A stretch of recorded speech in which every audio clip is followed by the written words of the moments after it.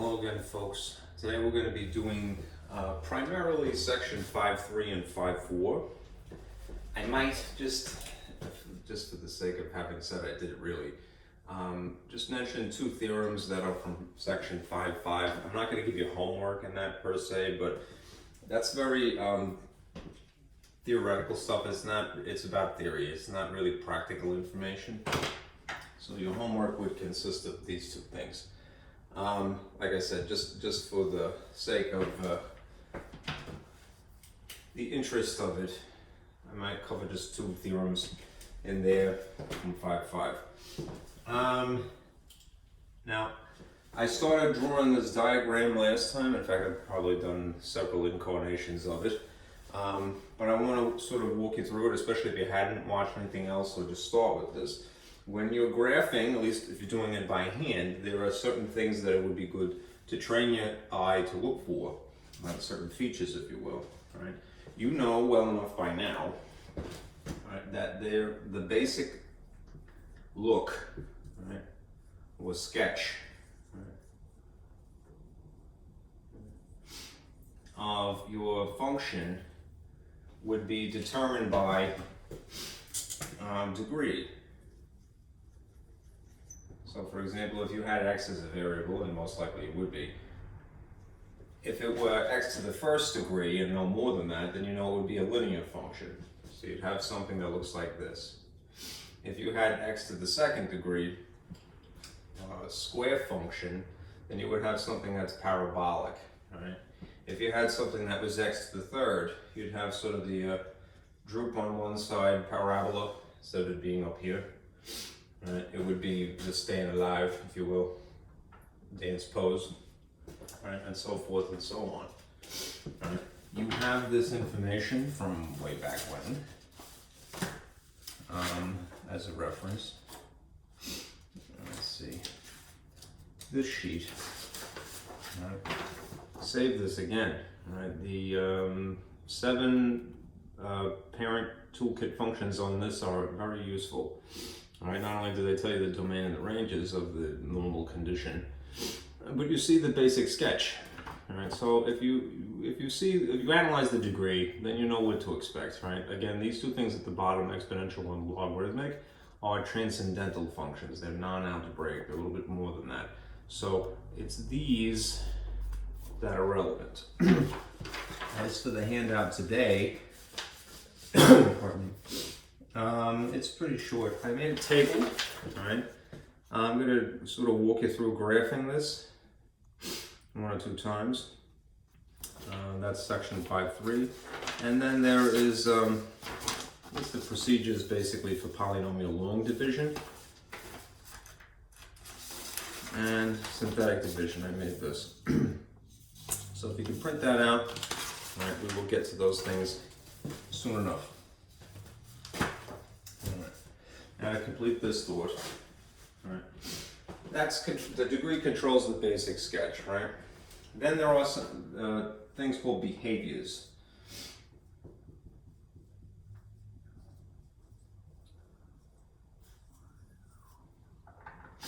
All right, there is end behavior.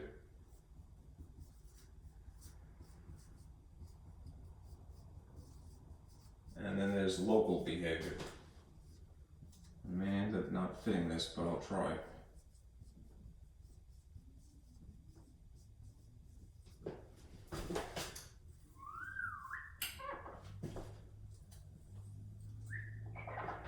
Sound effects.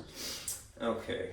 The end behavior you can think of as basically being the arrows that are involved here.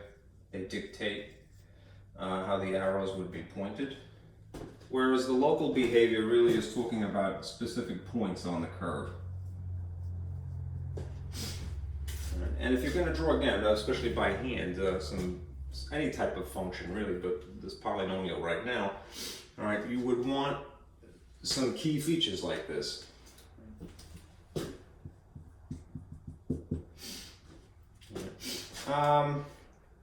I had discussed end behavior, specifically whether you're dealing with an even degree, an odd degree, and what the lead coefficients are, negative or positive, last time, but I'll reiterate that because it's worth mentioning.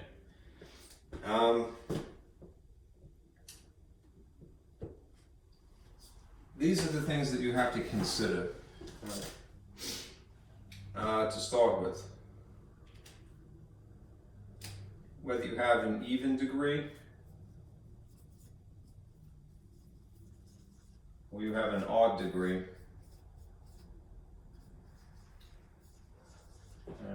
And then as a second thought, whether you have a negative lead coefficient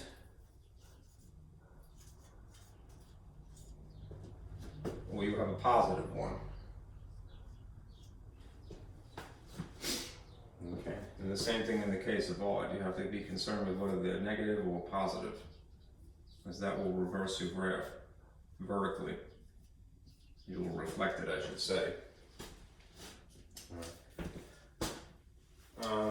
I'll come back to that as I actually drew another diagram. Let's see. When I get to an example, I'll just draw a better picture for you. Alright, but those are the things that you have to take into consideration. Right? If it's just a basic look, it's just a degree really. But if you're worried about which way the arrows are pointing, you need to know if it's even or odd to make a prediction, whether it's positive or negative lead coefficient. Lead coefficient is usually designated A. As for the local behavior, there are the intercepts.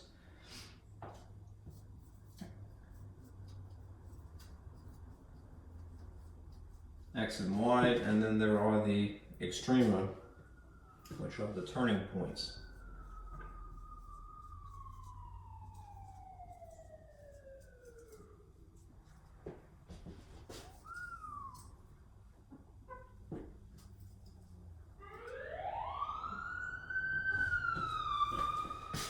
When you're looking for the x-intercepts per se, let me see if this green will cooperate. Versus when you're looking for the y-intercepts. I was running out of space here. Again, these are reasonably 2 points, minimally 2.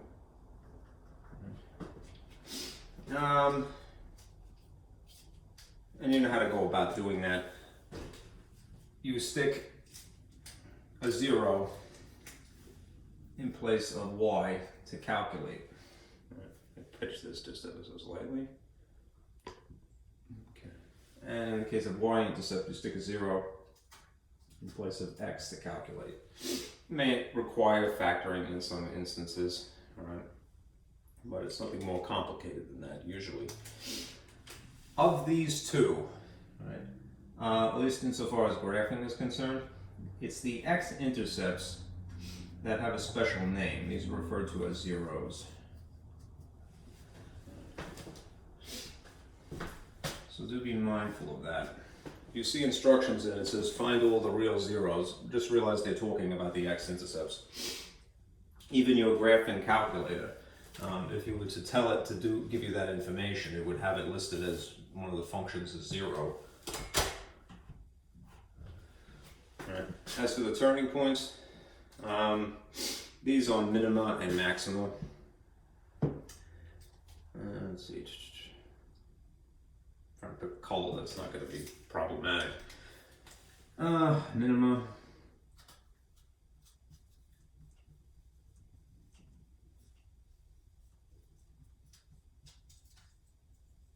If something is a turning point, it's basically that point in the graph where something changes. So if you took a parabola,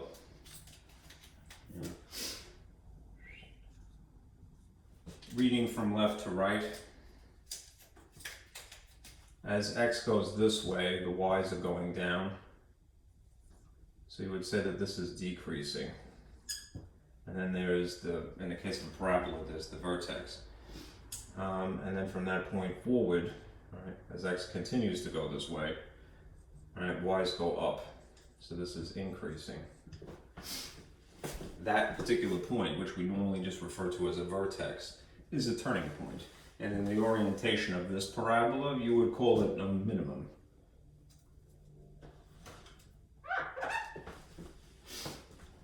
Now, you might hear other phrases thrown around, local local minimum, local maximum, or absolute.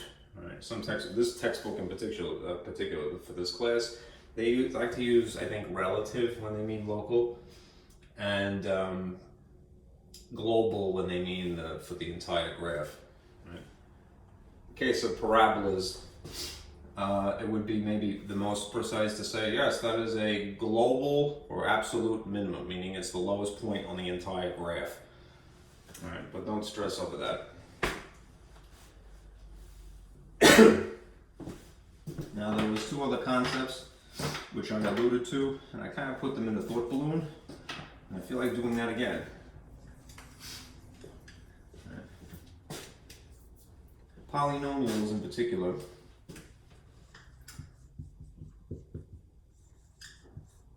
have two other features: smoothness and ideally continuity.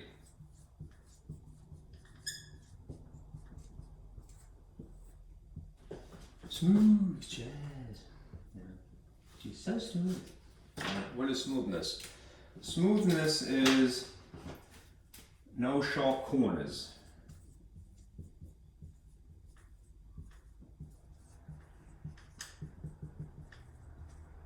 So something like an absolute value would be an example of something that lacks smoothness. Yeah, just draw it adjacent. If you had the absolute value function, which, as you know, makes the V shape,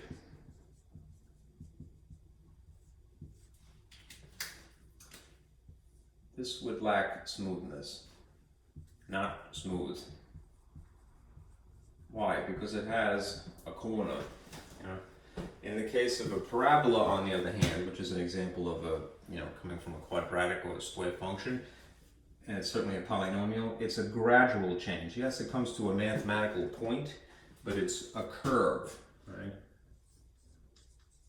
Curve rather than a point, right? A sharp point. So no sharp corners. As for continuity, in a nutshell, that just simply means no holes in the picture. If you remember from when we were dealing with piecemeal functions or piecewise functions, sometimes there was a hole in the picture, right? For the sake of having several functions on the same graph, on the same coordinate plane, you will not see holes, right? Ideally, if you do, that would be called something else. It would be called a removable discontinuity. Right? But don't worry about that either. All right. This is basically the rundown of last time, and it's a launching point for today. I did give you two formulas insofar as the x-intercepts and the turning points are concerned, and I'll just sort of draw them in here now because I'm running out of space.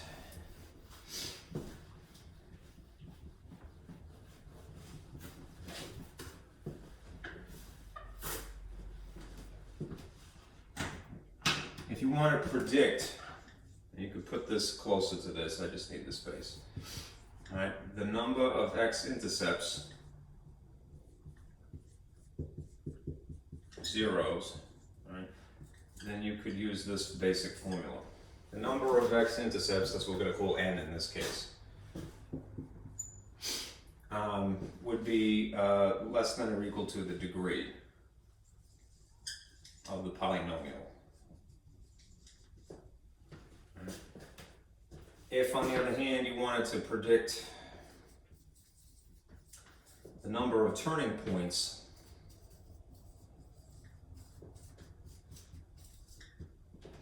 then it would be a modified incarnation of this. So just say d minus 1. Right. TP is number of turning points. I'm just going to use the letter n again, and d is in degrees. So if you subtract 1, you would guess that it is no more than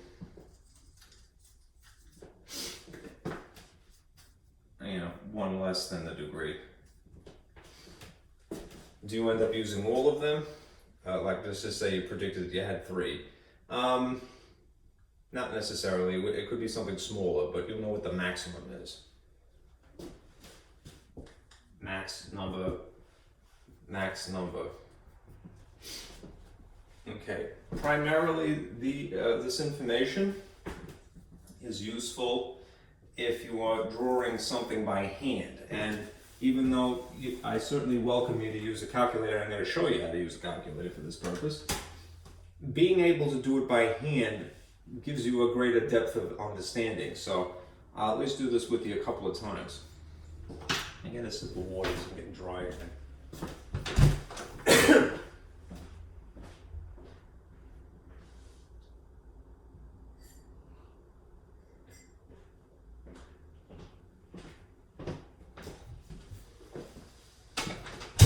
Tell if it's from hunching over, as I have to do because of the angle of the camera here, or my tie is cutting off my air supply. But I don't know, every day I feel like I'm not talking correctly. Anyhow, we're going to go in more depth in a few moments. And that's it. Much of this is a summary from last time, but it warrants repeating, I believe, because it is kind of confusing. Let's see if the light helps. Maybe a bit. Okay.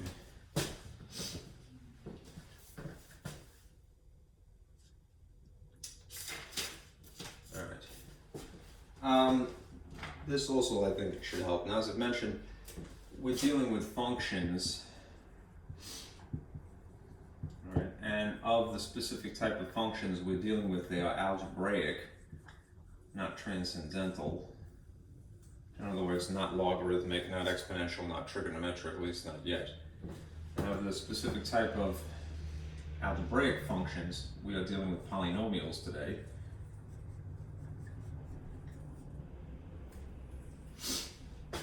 And ones which are based upon the square function, which means that the highest degree would be 2.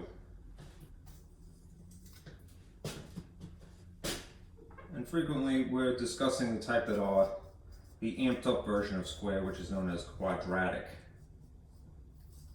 Now, the reason why I'm going through this train of thought once again is because I want to remind you of something. When we were talking about quadratic specifically, all right, I mentioned that there are a couple of different ways that you could write this. Right, there's the general form, which is a function is equal to ax squared plus bx plus c. Right. And then there's the standard form,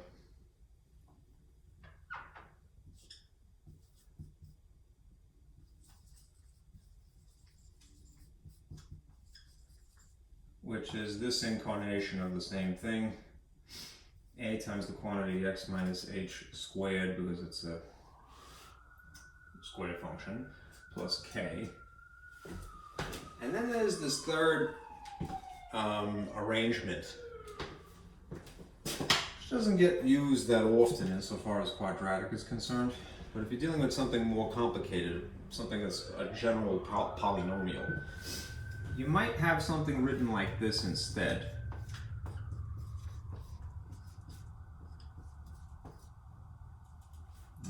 Working myself into a corner here, so I need the space.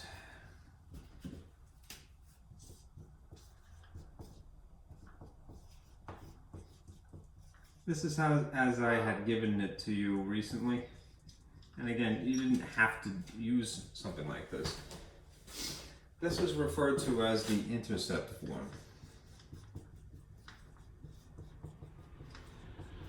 of a quadratic equation. You see the differences. Ax squared plus bx plus c resembles the standard form of a quadratic equation. They call it a general form when you're talking about a function. There will be interesting guts on this side, right? Then you have something that is partially factored. Why? Because it would designate where the vertex is, which is why I kind of like its alternative name. It's called vertex form, right? When you're doing the stuff that we are going to do today, the intercept form, or something very remarkably similar to it, would actually be the preference, right? Especially if you had to write a quadratic equation. What you'll notice is that this is completely factored.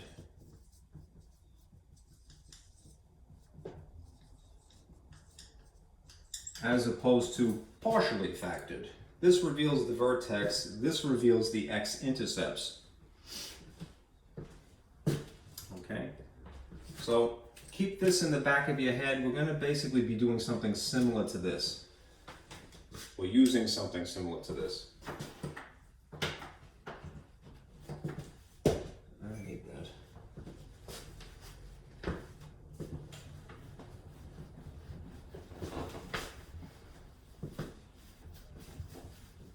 Let me show you what it would look like as a general model. Not the general model, but a general model. Some version of this will be used a lot today.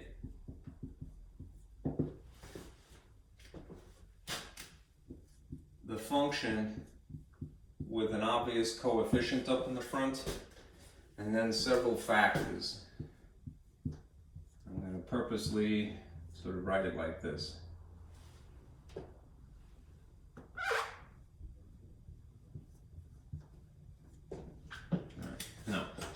What are the things that go in here?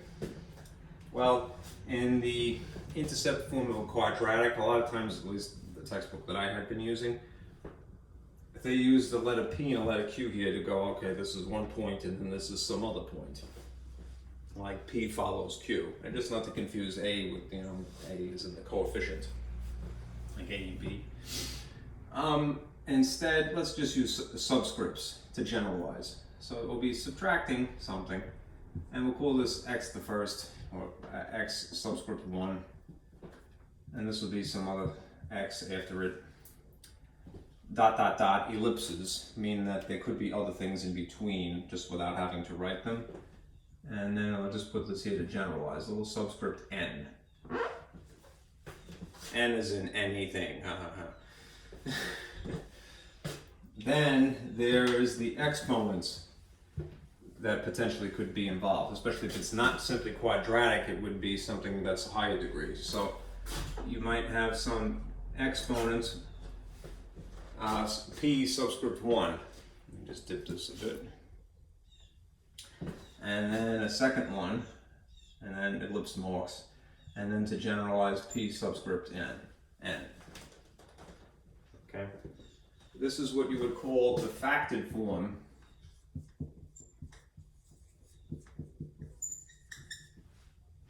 of a polynomial function. You could see that it's similar, at least, to the. I'll lose my tie. I'm not choking myself anyway. You could see that it is similar to the intercept form of a quadratic, except that it may have other terms. Not terms. They may have other factors. Right? This is a factor. This is a factor. This is a factor to generalize. If it was terms, it would be pluses in between. Here, here, and so forth. My throat is closing.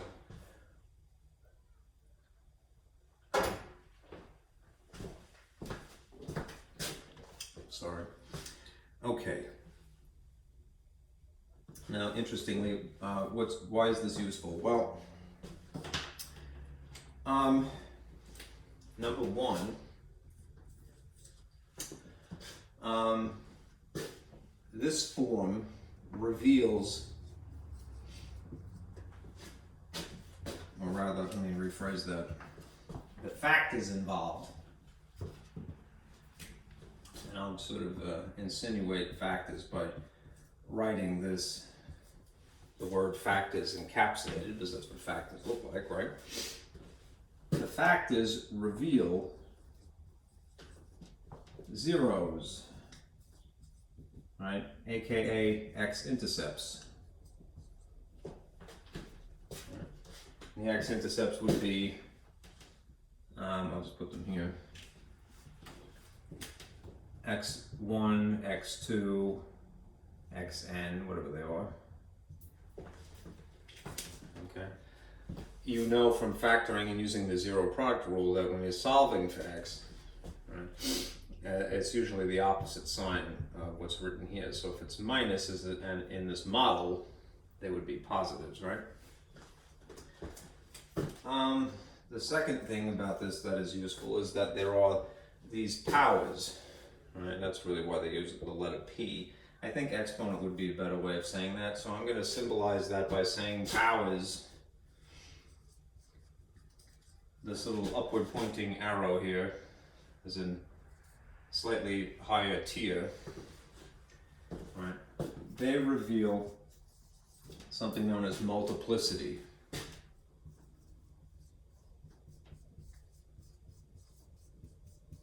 That is a new concept, really. It's basically the behavior at those points.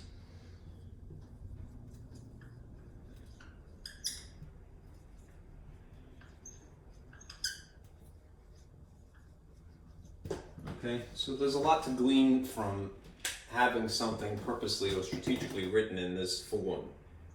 Okay, the zeros, which are the x-intercepts, and the multiplicity. And for that reason, I must erase this and then go into a diagram about multiplicity. Associate multiplicity with the letter P. Okay. P.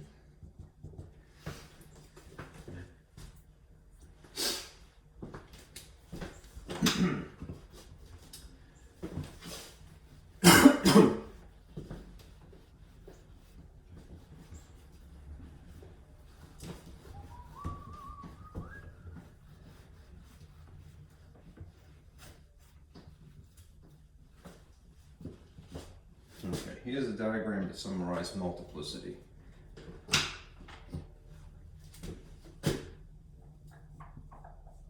Yet another behavior.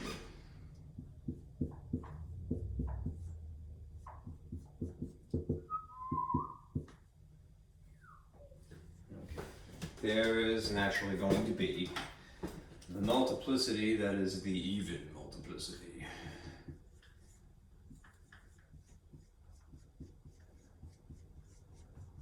That is to say, the multiplicity of even degree functions. And odd.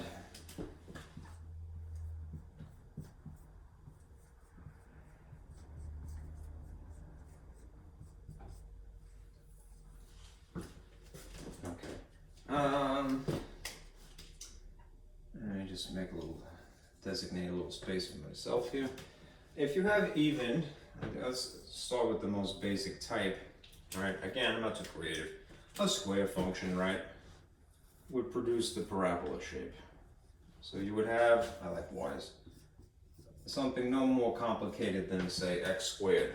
All right, even if it had other terms, we're still going to be using this as an example. All right. Multiplicity, as I mentioned, describes the behavior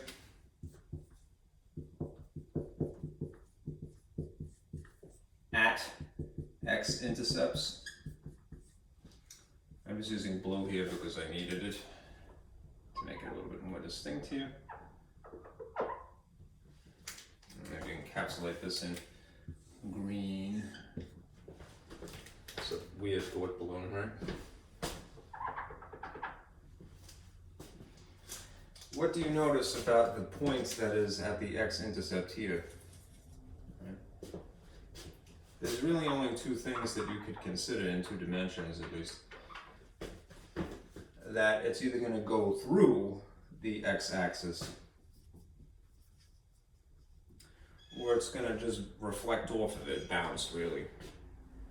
When you have even degree multiplicity, this is an instance of where the x-intercept is a point where the graph bounces.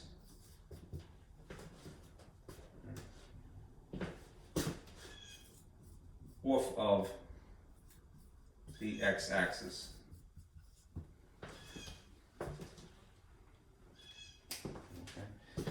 If you have, on the other hand, odd multiplicity, here's two examples you'll see.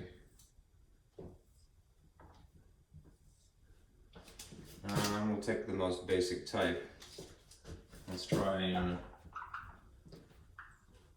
y equals x to the first, and then maybe y equals x to the third. Those are odd numbers, right? The idea. I can't draw a straight line right now. Forgive me.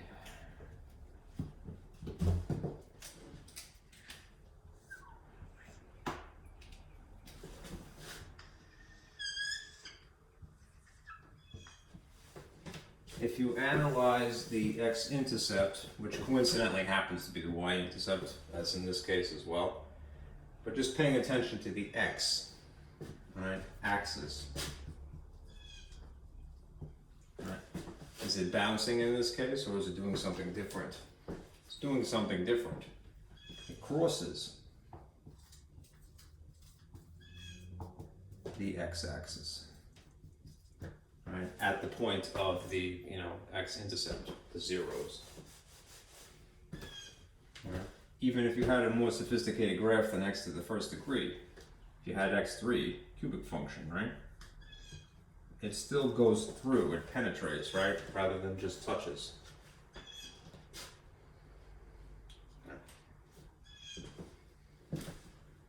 So that is an odd degree multiplicity versus an even degree multiplicity. Right. Again, if a person were graphing by hand, they would appreciate this information because they can make educated guesses before they complete the drawing. Right now we have a calculator certainly to do a lot of this for us, but it still shows a greater depth of understanding. I need more water, so I'll be right back.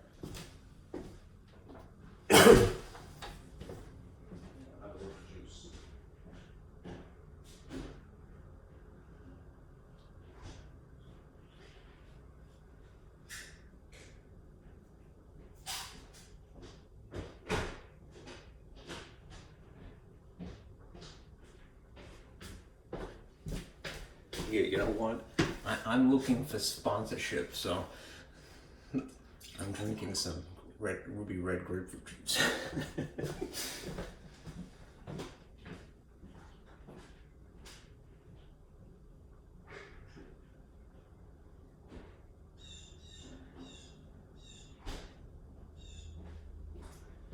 Hopefully this will not interfere with my speaking.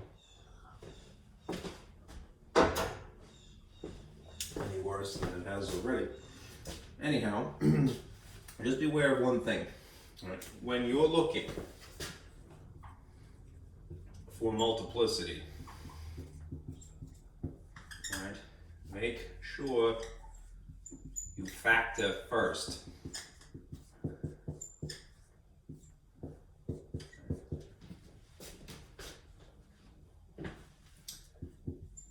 Okay.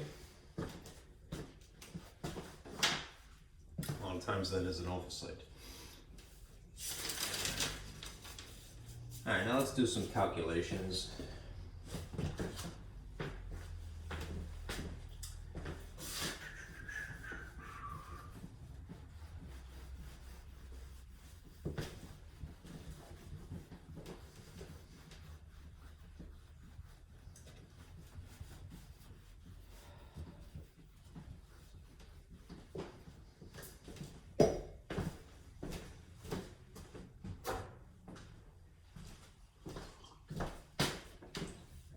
I'm going to reluctantly put my juice here.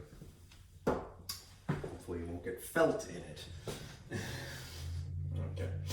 All right. If you were given the task of to find zeros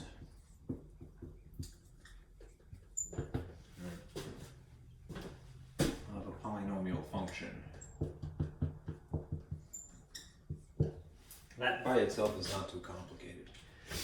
Here's the actual function.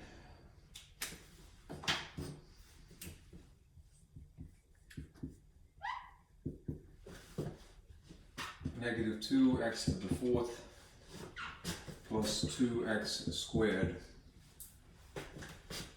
Okay. Being that zeros are really another name for the x-intercepts, remember how you get the x-intercepts under ordinary conditions. You stick a 0 in place of a y, right? And if necessary, you factor, right?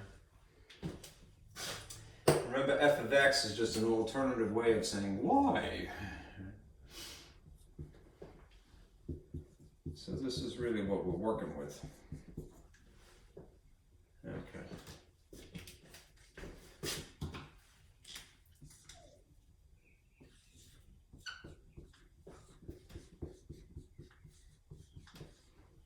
Okay. Now,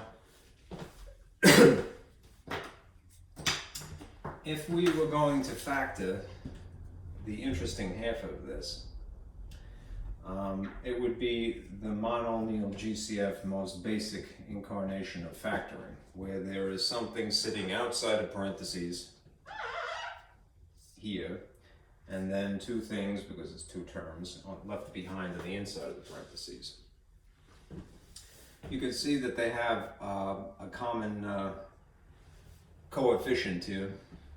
So immediately you could take 2 and put a 2 here. I would always do myself the favor of factoring out the negative and then putting it here and then working backwards. Simultaneously, all right, if you analyze the x portions of this, all right, when you're looking for what is essentially a greatest common factor, insofar as the letters are concerned, you ironically want the lower power. Right, because that's the most that these two things will have in common. So I'm going to put x squared here. Okay? And you work it backwards. You know, negative 2 times what is itself? It would technically be 1. Right? Do you have to write 1? No, no more than you have to write positive 1, because this is understood. But as far as the letters are concerned, x squared times what would be x to the fourth. More concisely, it would be another x squared. Okay.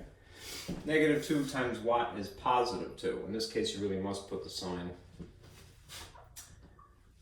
It would be a negative 1. And you don't have to write anything else because the x squared is already enough to account for it being x squared originally. This is factored, but it's not completely factored. It's partially factored.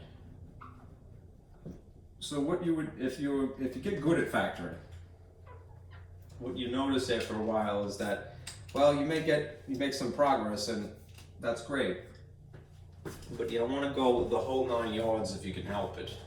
This happens to behave in the pattern of the difference of two squares,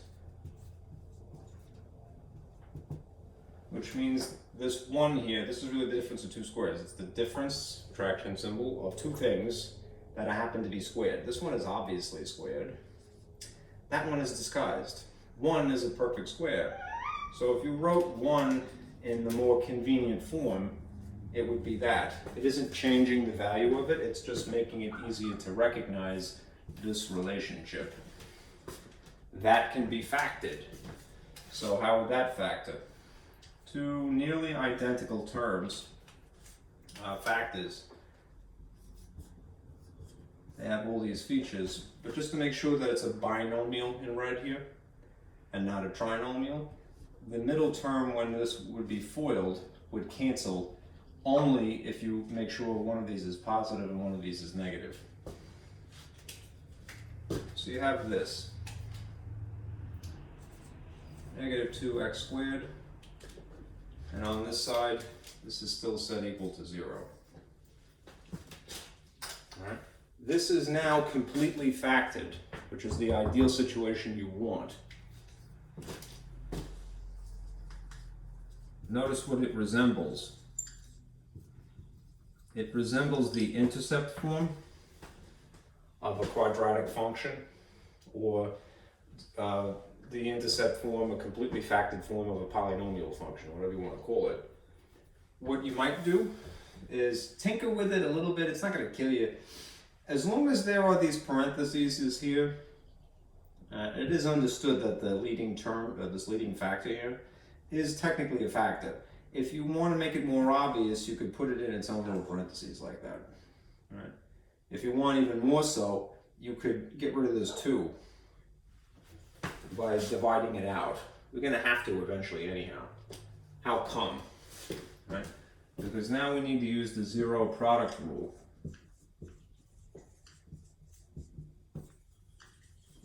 Which is to remember, you know, try to figure 3 smaller equations that are set equal to 0 to account for the possibility of this being 0 and that being 0 together. So you have in this first instance negative 2x squared is possibly the factor that equals 0, or this one, or this one. And then you would go through the motions. They're pretty easy, right? No, jumping the gun here. Right.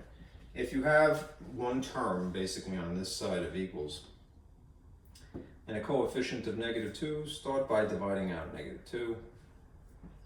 0 divided by negative 2 is just 0. So this is really x squared equals 0. How do you get rid of something that's being squared? You square root it, right? If you square root this, you must square root this. In the case of 0, it doesn't have a positive or negative. It just is what it is. So x is equal to 0 in this instance. Save that. This one is even easier because it just entails moving 1. Minus 1, minus 1. X is equal to negative 1. In this case, save that. It is in the frame, good. And this one, it just entails moving negative 1 by addition. So x is equal to positive 1. Now what does this mean? If these are the zeros and they are therefore the x-intercepts, these are the most interesting points that we have, the only points we have at this point. But you could graph these, is really what I'm getting at. So I'm going to draw a very simple picture. Just to show you the limited, with this limited information, what I can do. So I can get rid of this now.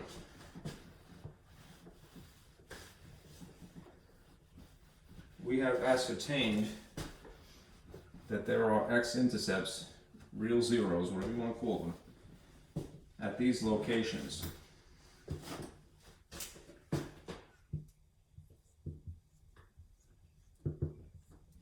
If it's x equals 0 and we used y, x equals 0 is this point, the origin.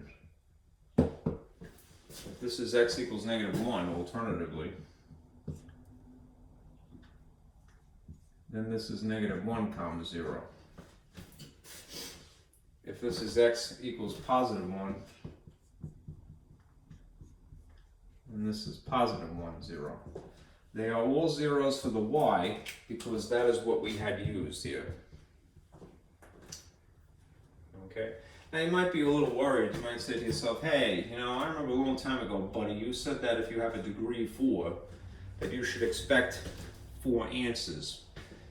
That's true, but remember where one of the solutions came from. 0, all right? And 0 is neither negative nor positive, so it sort of deviates from that norm. All right. We could, if we wanted to, this is just a side note, we could have used that formula to predict the number of x-intercepts up front. Perhaps I should have done that. N is less than d. All right. And if the degree is in fact 4, as it is here, you could see, then it would be either 4 or less. Right? So what do we end up with? Well, we got 3. Right? It's less than 4. Right? Simultaneously, if we wanted to predict the turning points, it would be this, right? So you would slip the same 4 in here, and then it would be 3 or less. This is turning points. This is x-intercepts.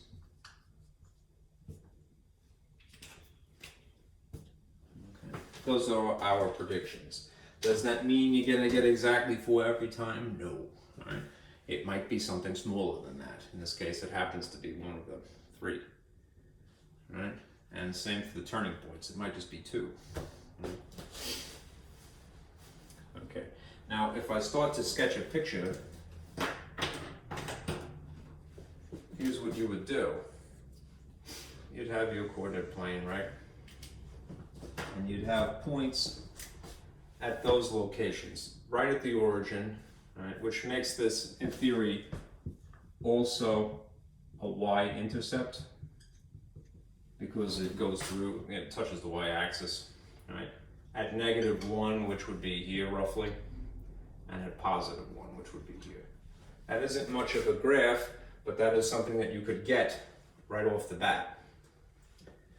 Now, as for the other features of the graph, the arrows, for example, we would need to consider the lead coefficient and the degree of the polynomial. So let's do that. All right, I'm going to draw you a little picture again to summarize. This is a review of last time. I think it's a refined diagram. So I'll do that now. All right. Remember this from last time.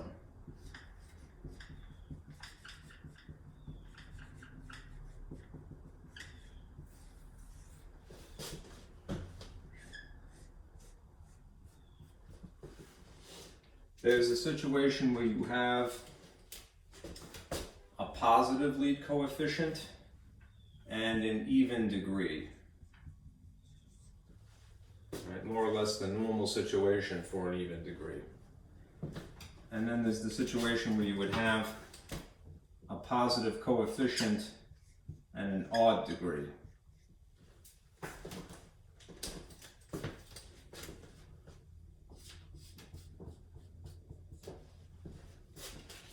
And then there are these cases. A negative lead coefficient and an even degree. And a negative lead coefficient and an odd degree. You kind of have to consider these things in tandem. Now, I'm just going to draw very simple, coordinate planes here. Nothing fancy. But save this as an overview. Insofar as maybe I should take these out just not to confuse them with the axes.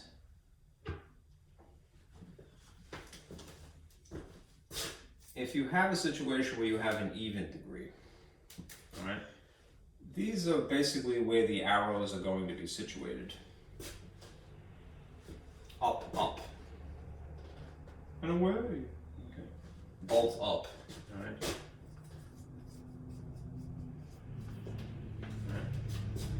If you have an even degree but a negative coefficient, it vertically reflects. So you're going to have down, down, down, down. All right. This is both down. Okay. If you had an odd function, you'd have one of each basically. But you would have maybe an arrow here and an arrow here in the third quadrant and in the first. This is 1 up, pardon me, I'm reading left to right, I'm going to go with this 1 down, 1 up.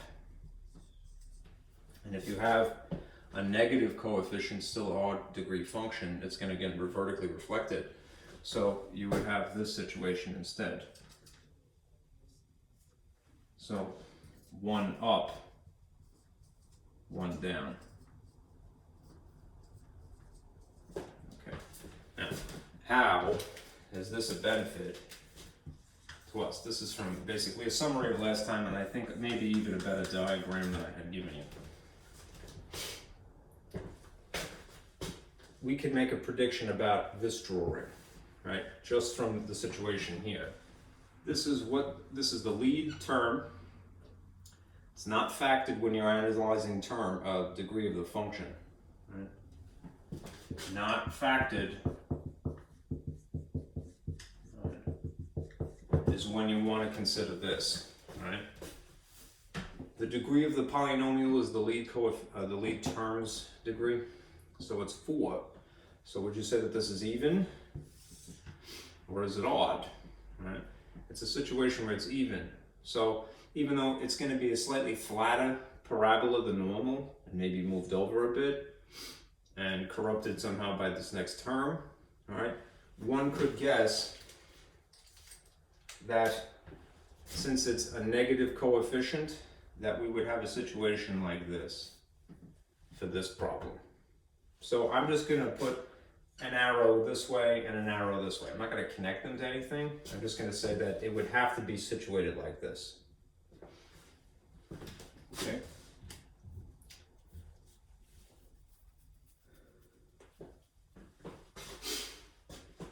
If I were to basically connect these, right, before I attempt to do that, I would want to consider the multiplicity as well.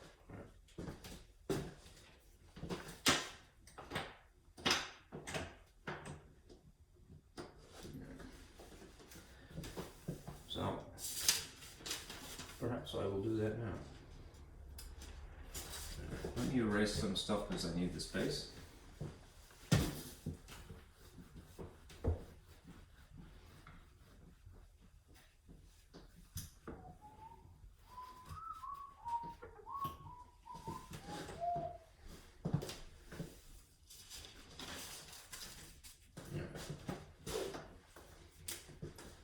Let us consider, shouldn't have erased these, but I put them back.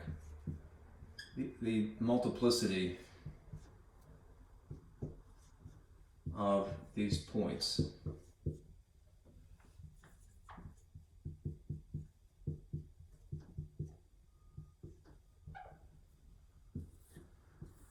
Okay, this multiplicity pertains to the x-intercepts. When you have even multiplicity,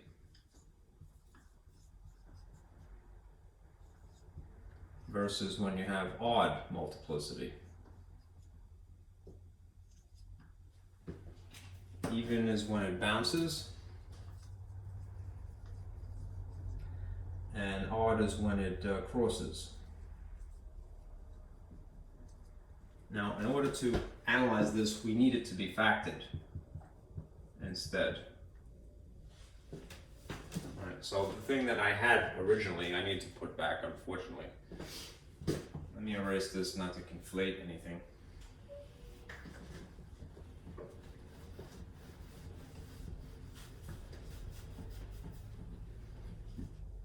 The factored form of this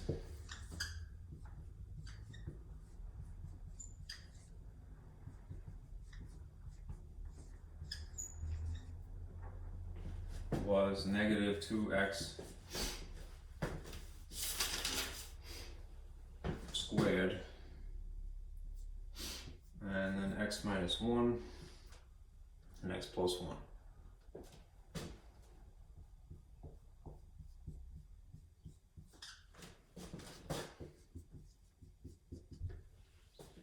This is for the sake of multiplicity that I need this to be factored. When I'm trying to figure out end behavior, that is the arrows, I need this to be not factored.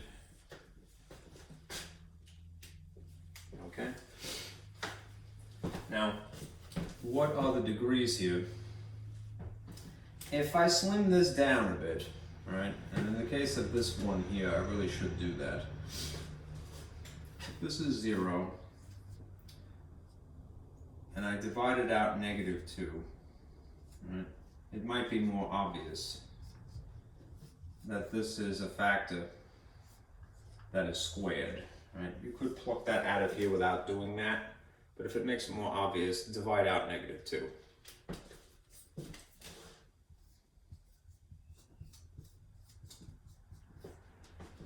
These other things are degree 1, although nobody would bother writing them. And this would be degree 1 as well. So, the x-intercept that this produces, this particular term, is this one. Put a little star here. All right? It's an even. All right? So that means that we can expect it to bounce at that point. The graph bounces. All right? The other two, maybe I should have put them in blue to begin with.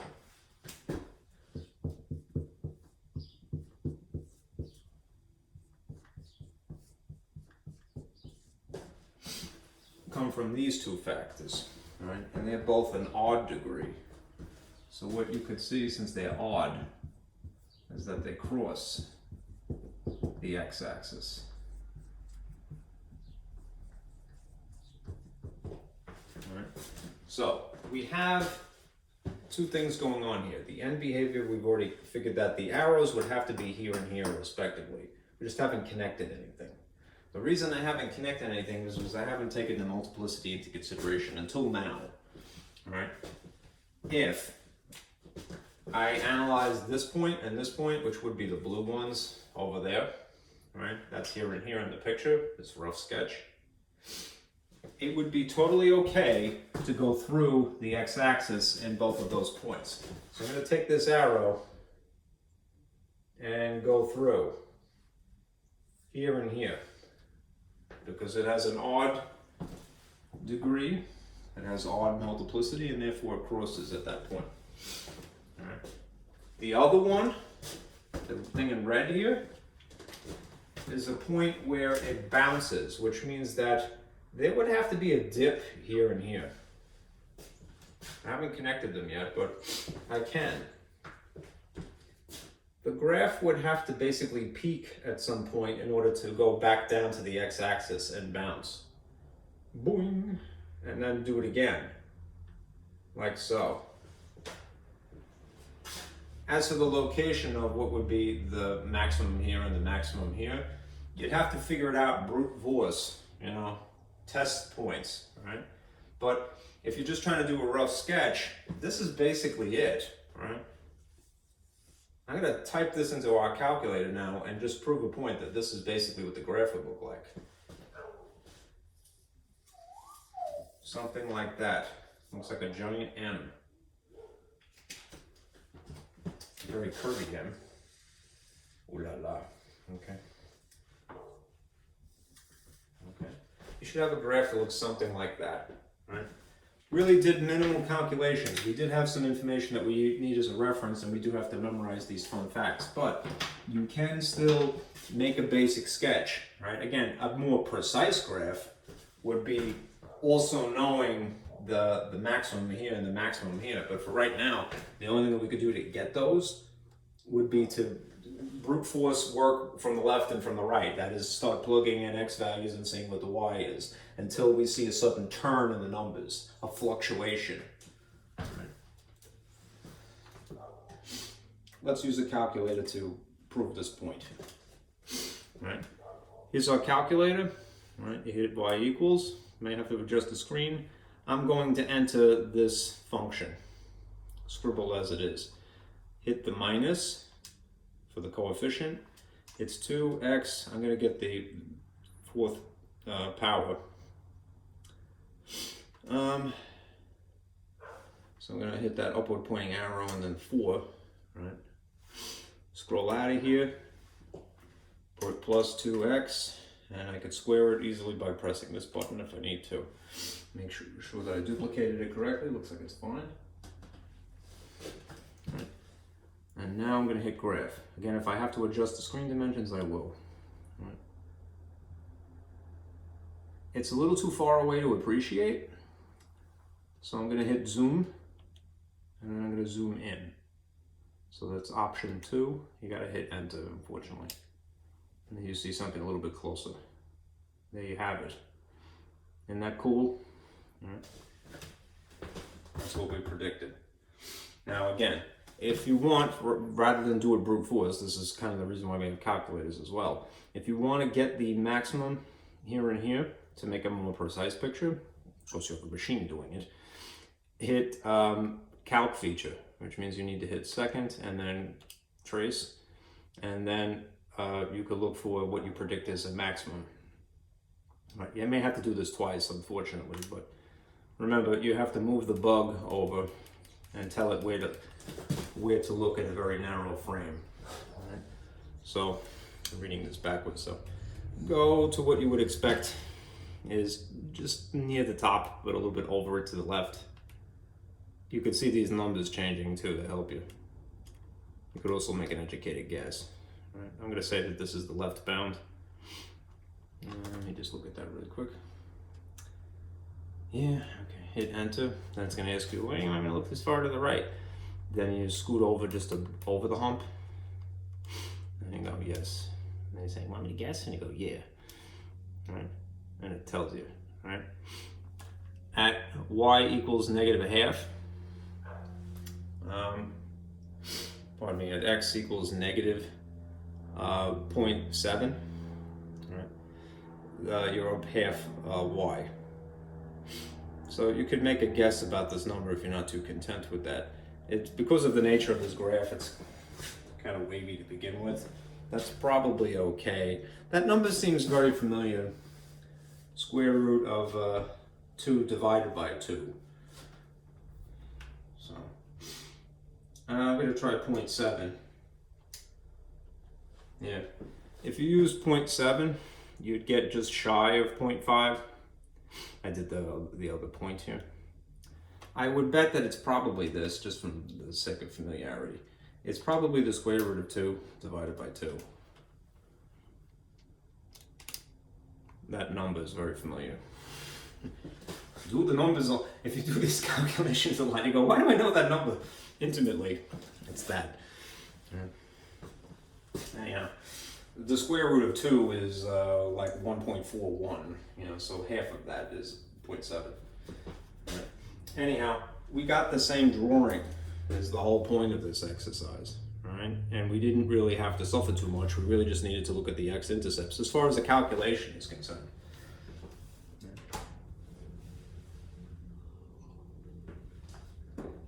All right, let's do something else.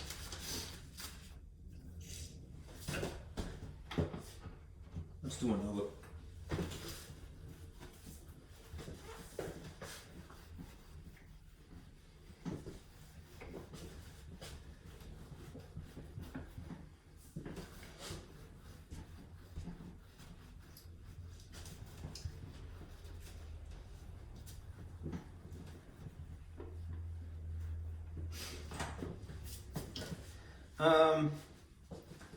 Let us say that we sketch this. I might pull out the graph paper just not to make such a mess as I have.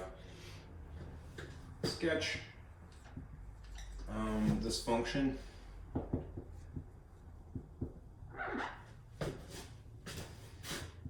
(3x to the 4 minus 4x to the 3rd). It's a lot of the use of the same numeral.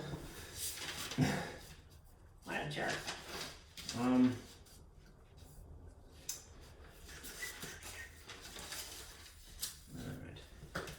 Try to, I hate doing this, it's just because of the board space is so confining. Alright, what I would do is maybe things in this order. Let's start with looking for the x-intercepts. Why? Because they're pretty easy. Right? We could make an educated guess about how many there are, so I'll put that over here. Let's predict how many. Number of x-intercepts. It would be n is less than or equal to the degree. The degree is 4 again. So if n is less than 4, or equal to 4, it would be 4 or less. Right? That's how many we can expect. Right? In order to get this, we need to factor and then use the zero product rule.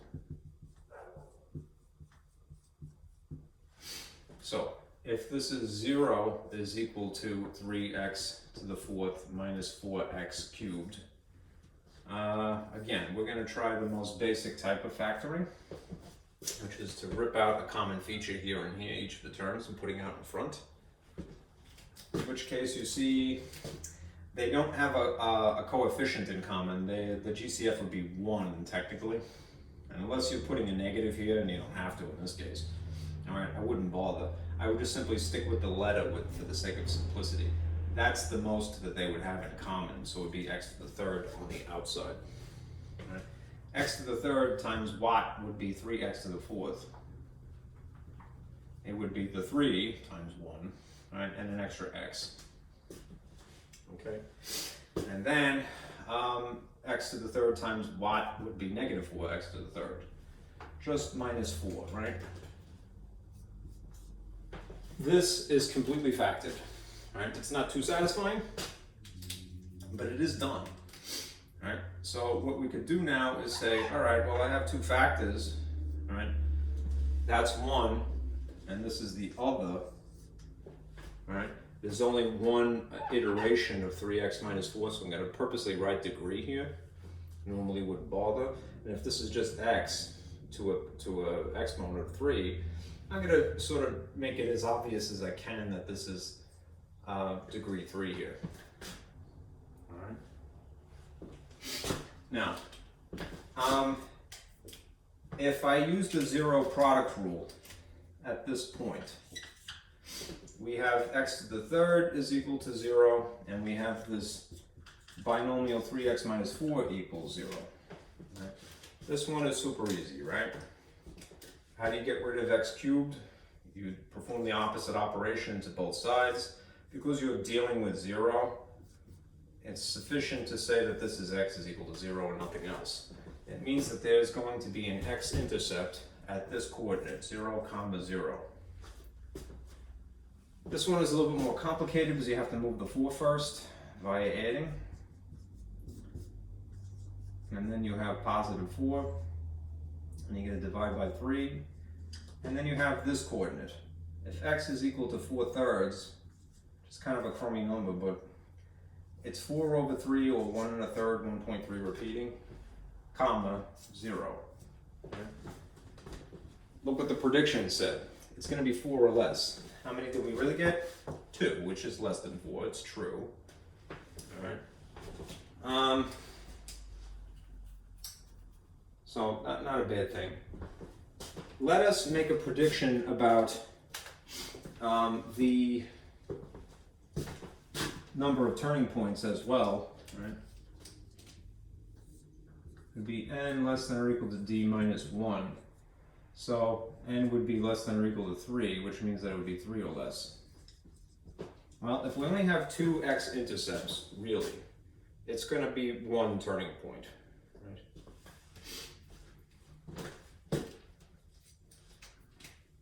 2 actually. Right? So therefore we're going to have 1 turning point. 1 actually.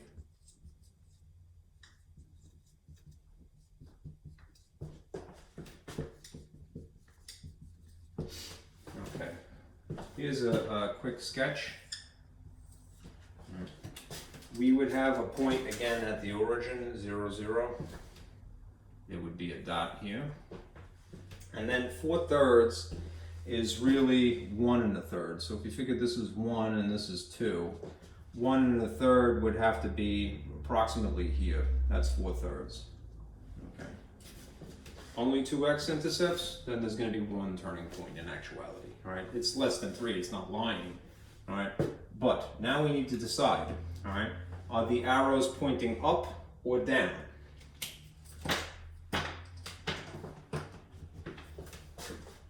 I need the space, so I'm going to erase this.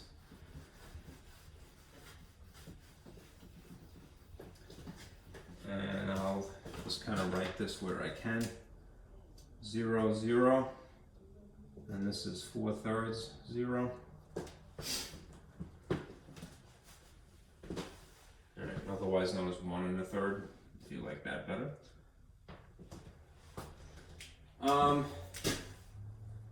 let's consider the end behavior, i.e. the arrows.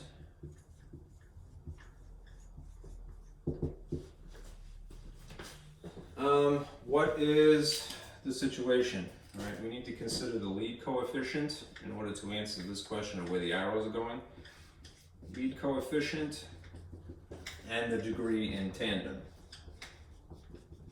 This is not factored.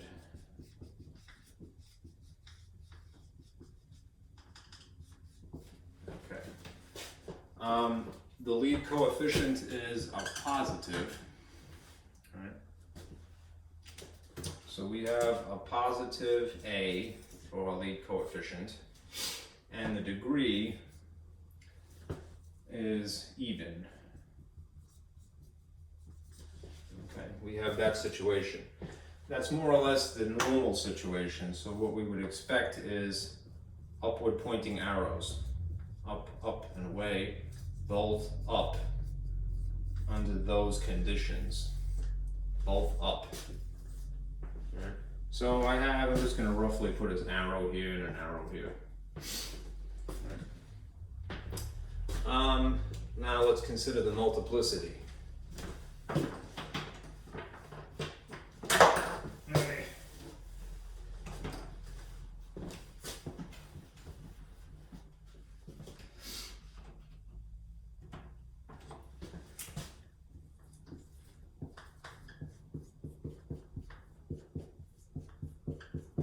Which will decide whether something crosses. This is local behavior, really.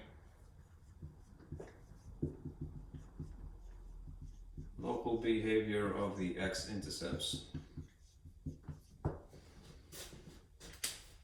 I need the space, so I'm going to erase this.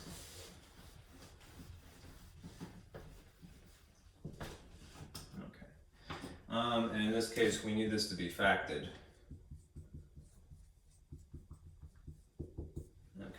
We had established that this was the function factored. X cubed and 3x minus 4. Right.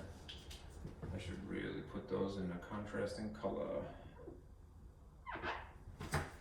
So we need the degree here and the degree here. All right. This produced the point 0, 0. This produced the point 4/3, 0. Right.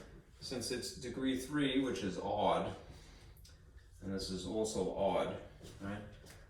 This is going to cross rather than bounce, and this is also going to cross rather than bounce. All right. So that means that these arrows are going to go through here and through here. At those locations, rather than simply rippling, right? Okay. You pretty much, again, without trying to zero in on exactly where the minimum would be, since there is only going to be one turning point, it's apparently going to be down here somewhere. You could basically get away with just drawing this as such. Right? Connect what you can. If this is for the sake of a light sketch, you have a picture that basically looks like this. Right? If you wanted to refine it a little more, then you would need to do some test points.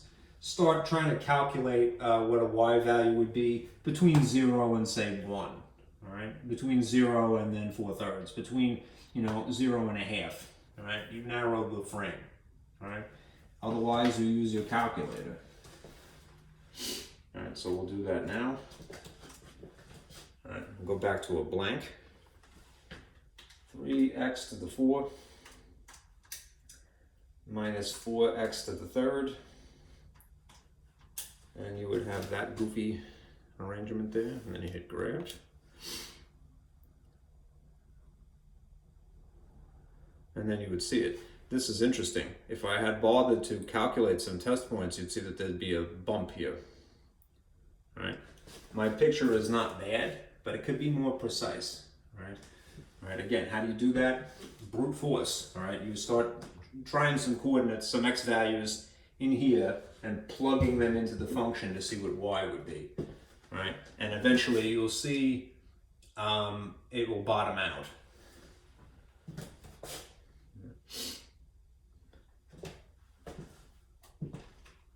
Okay.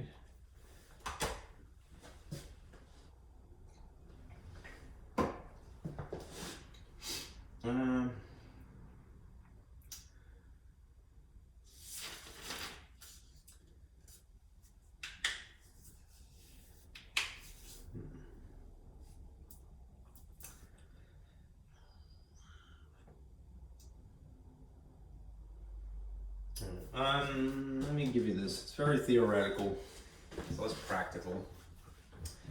But if it helps and it's thorough, I'll do it. There's something called the intermediate value theorem. This is still section 5.3.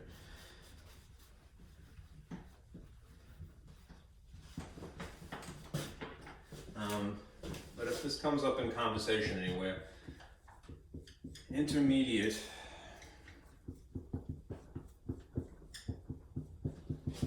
value theorem.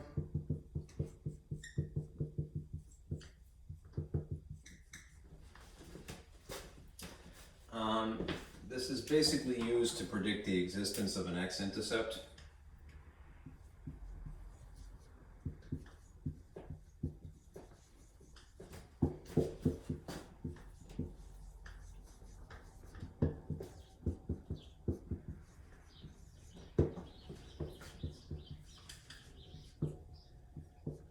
Intercept, right? It doesn't tell you anything special really, right? But that's its job, right? Intermediate means between, right? Two values.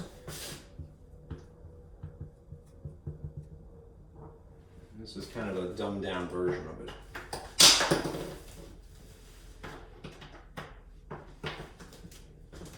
If the function evaluated at A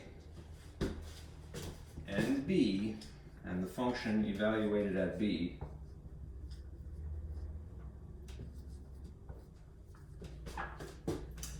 are opposite signs,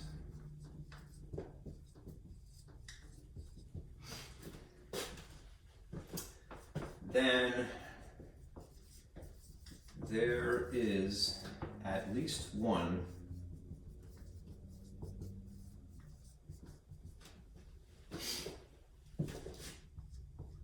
x-intercept. They would probably use the word zeros here. Between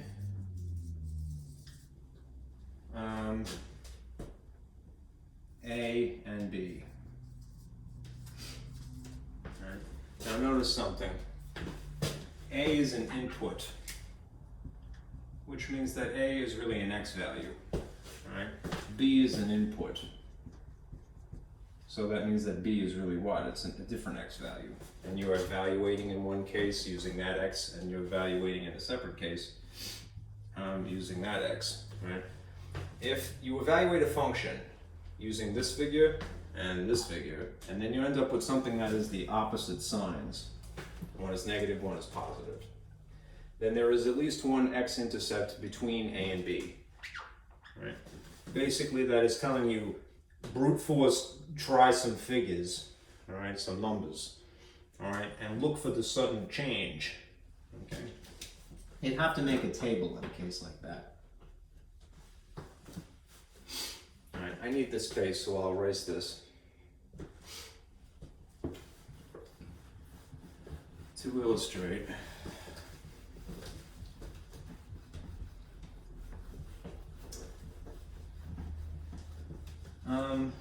it's a good habit.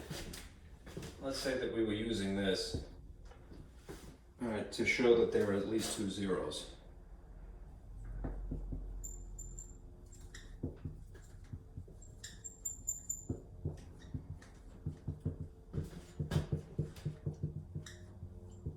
Two x-intercepts.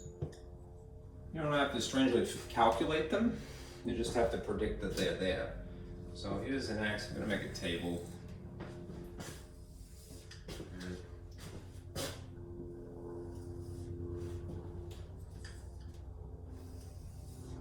And then let's see coordinates here. All right. Use small numbers when you're trying to figure this out, or even if you're just trying to generate dots. Right? You don't have to go complicated. Less is more. All right. If you had a function that looks like this, ugh, it's gonna be horrible.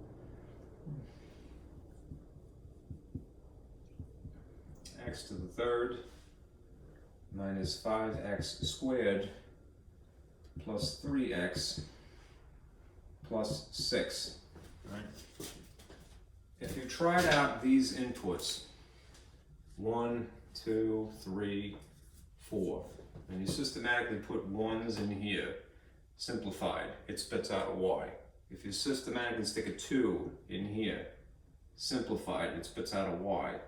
Eventually what would happen is you do the work here, work.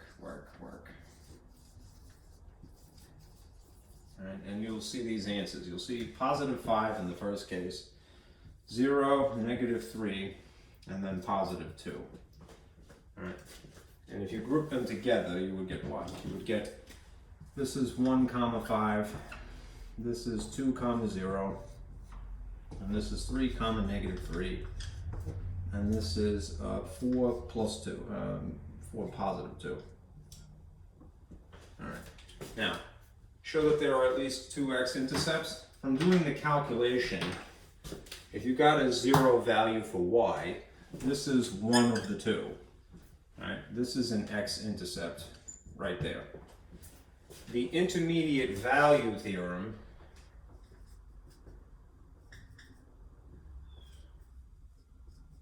says that if after evaluating you get opposite signs, so we tried using 3 and 4 potentially, right? And it shifted from being negative to a positive. That means that there has to be another x-intercept here, or between these.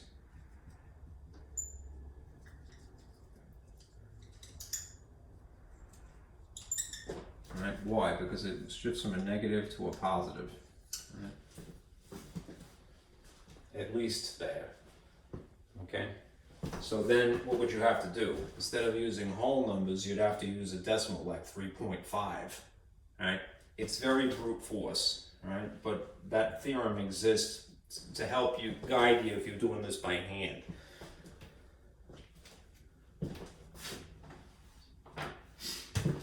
Okay.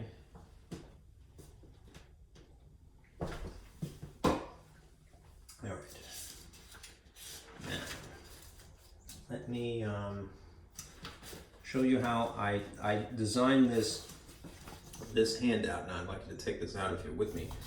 And I'll show you how to write a polynomial function from scratch.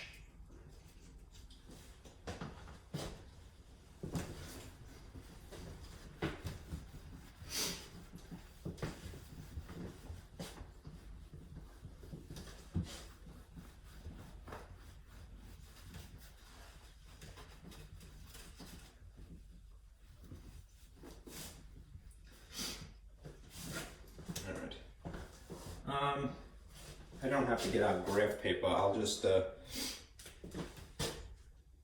sort of walk you through this process. Right? If you're going to write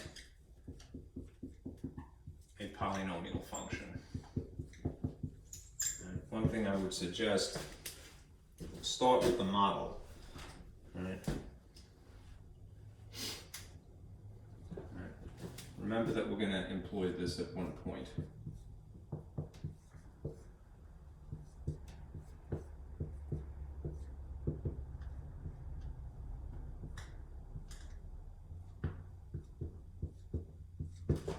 I'm using question marks just not to have to use subscripts or anything. It's kind of an unofficial model, if you will. If you had this picture, nothing too fancy, I'm not even going to draw it on graph paper. And just kind of keep it as minimal as possible.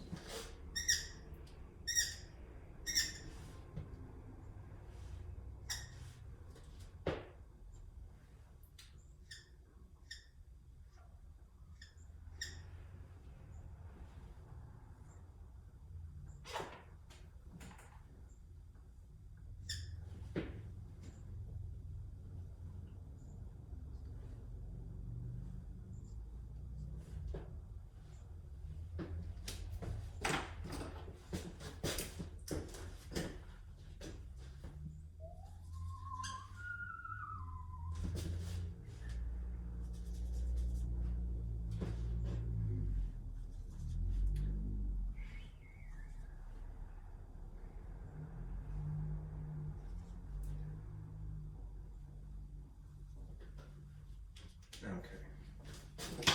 If you had a drawing that looked something like this,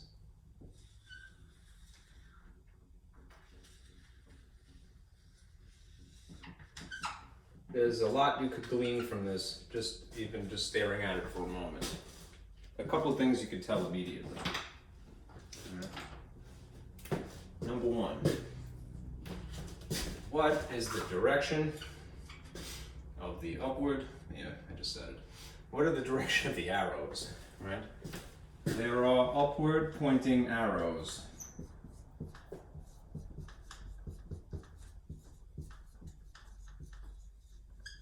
Right? So what does that imply? It means that the lead term is even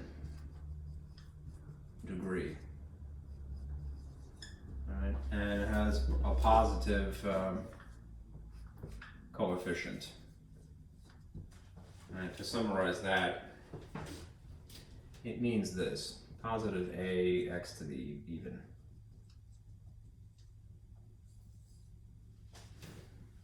Right? Because they're both up. Up, up, and away.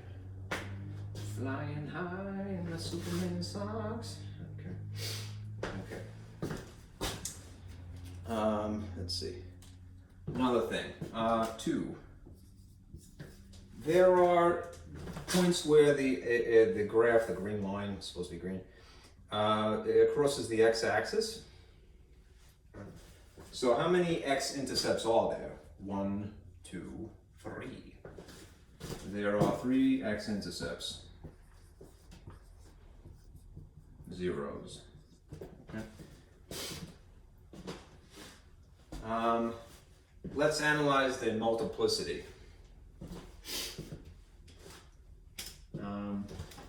Put that here. What is going on through at this location of this x-intercept? There's crosses here. There's a bounce here. And then there's crossing again. All right. So in terms of multiplicity, there's 1 bounce and there's 2 crosses at the location of those x-intercepts. All right. If you have a bounce, that means that we're going to have some factor that is going to have an even degree. Whereas if you have the crosses, we're going to have some factor that's going to have an odd degree. Okay. And to top it all off, there's one other feature here. At least that's very interesting. There's a y-intercept. In this case, the other problems didn't have that. There is what it should usually be. There is an A, proper English, y-intercept. Okay. So, just having this much information, especially these 2 things, right, would be sufficient to basically start plugging in into the intercept form or something like it. Okay. So that's really what the reason why I designed this. All right, what I would like you to do is humor me. I'm not bleeding, I swear, that's ink. I just started to hemorrhage in the middle of the math class. No reason. Write the coordinates of the x-intercepts here, here, and here.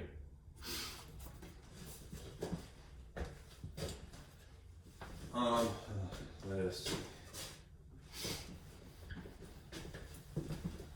So I need the space, so I'm just going to erase this.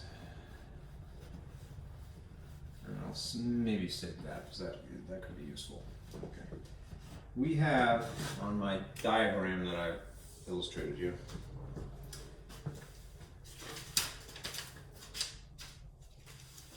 a column dedicated to the x-intercepts, as they are a coordinate.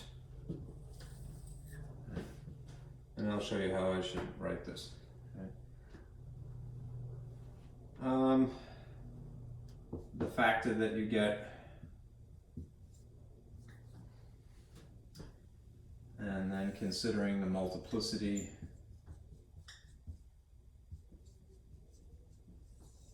right, and then the end result. I'm really kind of squeezing it in here, I apologize. But here we go. We have 3 of these. We're going to basically fill in this much of that table that I have designed. So, right here. What would you approximate is the, just using these increments here, the location of this x-intercept? -3, 0. We have decided that since it's crossing, well, let me put this in the style of a factor now. If this is the coordinate, the factor would be x plus 3. Right? It would change the sign, right? As far as the multiplicity is concerned, p value, that is what will go here. Right?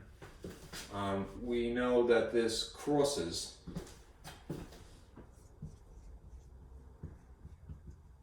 And assuming that this is something that is completely factored, let's go with the most basic form of an odd function, an odd multiplicity, an odd degree. It's kind of a straight line at this point, right? So it looks linear.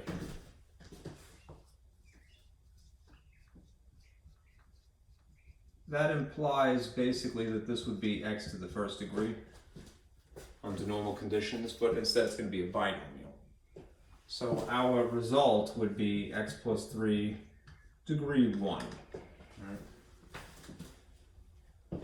Okay. If you consider this one, this is a bounce here. It's upside down, granted, but so be it. Right? If you had to predict just using these increments, 1, 2, what the coordinates of this would be. The ordered pair would be positive 2, 0. If you made that into a factor, it would be x minus 2. We don't know what the exponent is quite yet, but let's consider the multiplicity.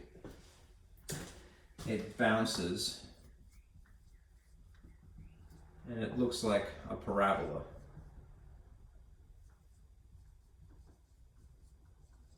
Right. The most basic form of a parabola would be the square function, so it would be degree 2. That implies that. Right. So if you take those two things in consideration, this might be x minus 2 squared at that point. Right. One more. What would you guess? Again, based upon these faint increments here, the location of this x-intercept would be 1, 2, 3, 4, 5. So it would be positive 5, 0. And then you would say, well, what would that be in the form of a factor? It would be opposite sign. We're going to figure out what the exponents would be. It is definitely going through at this point, the graph. So it's another instance of the crossing. And it does look linear. Again, because it's going through. So one would guess that, well, it might be degree 1. Again, we're making factors, so no sense in guessing something worse than that. So taking these two thoughts into consideration, we might have this as a factor. X minus 5, 1. Okay. Now there is another column here, and I kind of put this in color on purpose. I really should refine this at some point, but the blue grid lines are where you're figuring out what the factors are. When you're trying to figure out another key feature of this model, the A value, we would use the y-intercept, right? So let's figure out what the location of the y-intercept is as a coordinate, ordered pairs.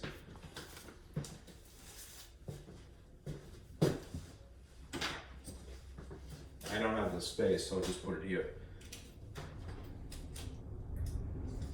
The y-int in the style of a coordinate, ordered pair, just using these increments this way, it's about 0, -2.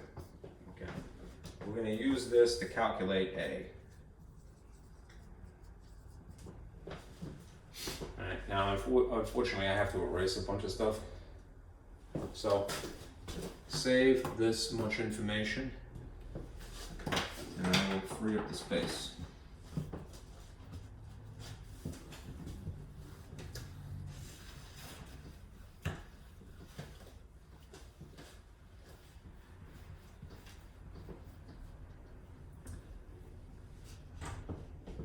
If we have this model, as I mentioned here, to flesh out, and it's a factor, and a second factor,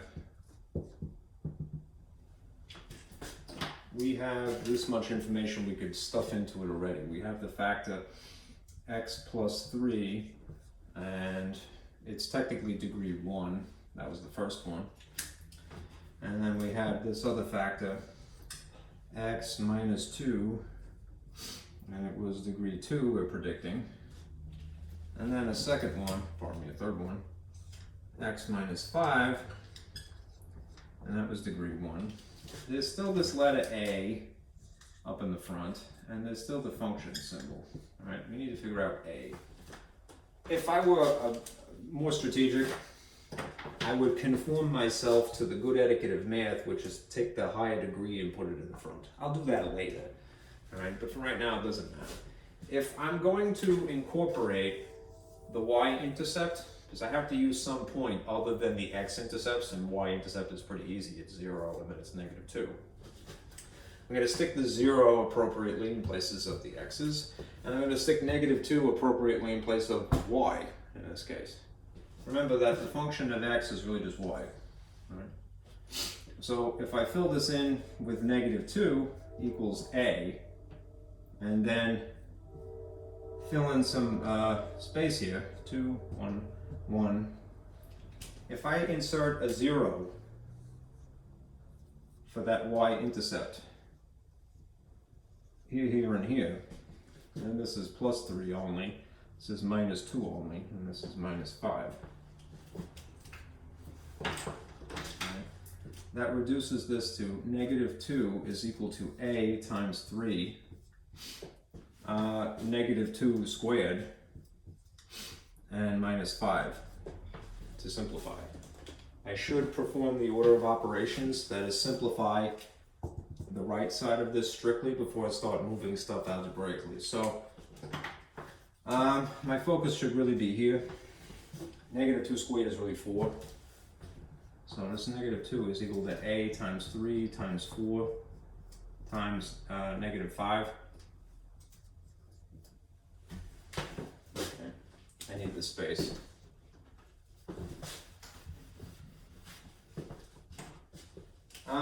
Condense this, compact it down. If it's out of the frame, looks like it's okay. Negative 2 is equal to 3 times 4 is 12. 12 times 5 is negative 60. I'm going to put it in the front just to manipulate a little bit easier. Okay, now I have to isolate A. Right? Divide by negative 60. Divide by negative 60. The negatives cancel, the 60s cancel. A is equal to simplified 1/30. That's the coefficient. Notice that it is positive. That means that the answer, or what I predict, I should say, the polynomial function should look like is this. To write it as nicely as possible. The function of x is equal to the a value written up in the front should definitely be positive 1/30. All right. Then I'll put the factors in the ideal order here. So x minus 2 squared. I put x plus 3 next. And then this, x minus 5. Okay. All right. Now, just to prove that this is a good prediction, all right, let us type this into our calculator and see if it resembles this gobbledygook that I put here. Okay, so a couple of things. Start fresh. All right. If you want to put something in the fraction-esque sort of style, which I like, you don't have to do it that way. Just you got to be more careful if you don't do it this way. Use parentheses as around this, right? 1/30. But if you have the function, all right, if you hit math and go scroll over to num and go down the list, you should be able to get to n/d, which intuitively allows you to write something in the style of a fraction. There's another way to get to it through functions, but I never remember what it is. I'm going to try one of these. It's function 1, apparently. Okay. And now you see that you have this. If you had a negative, you would press this button, but we don't. We have a 1 and a 30. So I'm going to use 1 and then 30. And scoot on out of here, and now very carefully enter this information. So parentheses, yeah, too many. No, I'm using logarithms. Put logarithms in here. Okay. X minus 2, it should be degree 2. So you could use the caret or you could use the square. That's fastest. Do another parentheses. Do the next one, x plus 3 here. And then the next one, x minus 5. All right, now this is it as it is typed, I believe correctly. I just scroll backward just to verify here. That looks good. Okay. Now again, I may have to adjust the screen dimensions, but I'm going to hit graph and hope for the best. This is a little zoomed in, so I may have to adjust it. Okay. Yeah, that's too close, so I'm going to hit Z standard 6.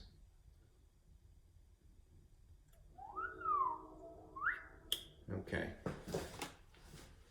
Let's see if I could do a reveal here. There's my ugly drawing, and there's the graph. All right, you see that it works. Cool, right? Now again, if you wanted to get the minimum here, and this would probably be an absolute or what you might call a global minimum.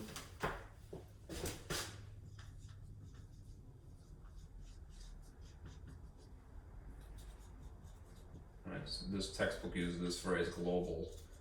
That means of the entire graph, that's the lowest point. All right, and then you can get a relative minimum over here or local.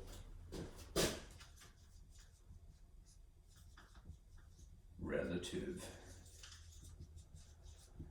You would have to read the graph and go, okay, well, I'm going to try to get to this point, but you'd have to do it in brute force, at least for right now. Which means that 1, 2, 3, you'd start plugging in x values into your function and observing what the y value is until it bottoms out, basically. It's tedious, right? Same thing here. You'd have to analyze that this is -3 and this is like -1.5. It's somewhere in between those two. Plug them in your function and then analyze what when it sort of changes from a it gets a little bit higher than this certain point, right? Alternatively, right, make your calculator tell you, right? Go through trace, second trace for calc. You predict this to be a minimum, choose 3. Scoot over to where you believe the minimum is, go as far to the left without overshooting it too much. And go, this is as far to the left I want you to look. And then go a little bit further to the right without overshooting it too much. And go, this is as far to the right as I want you to look. Guess, yeah. Right. And it will tell you, right? It's very, very precise, as you can see. Right. Looks like it might be about -4. Right. So, unfortunately, the calculator, and it is partly my own fault because I wasn't too careful with the arrows here. Test it out, all right? Try for the x value. We'll hit trace to get the x. -1.5. I bet you that will be -4.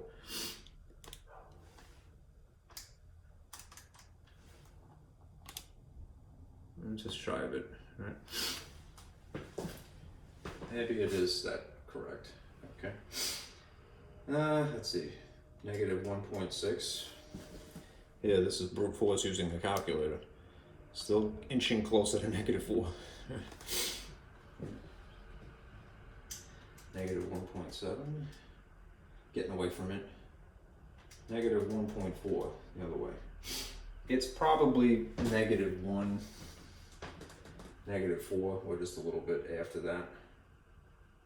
Pardon me, -1.5. This is not a graph paper, but you can tinker with it, all right?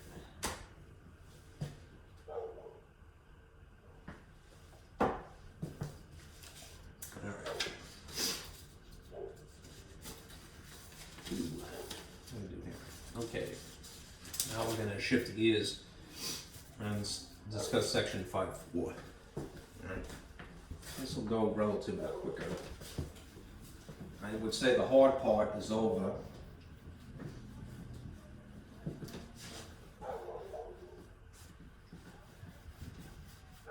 Okay. I made 2 handouts for this section. This is section 5.4, dividing polynomials.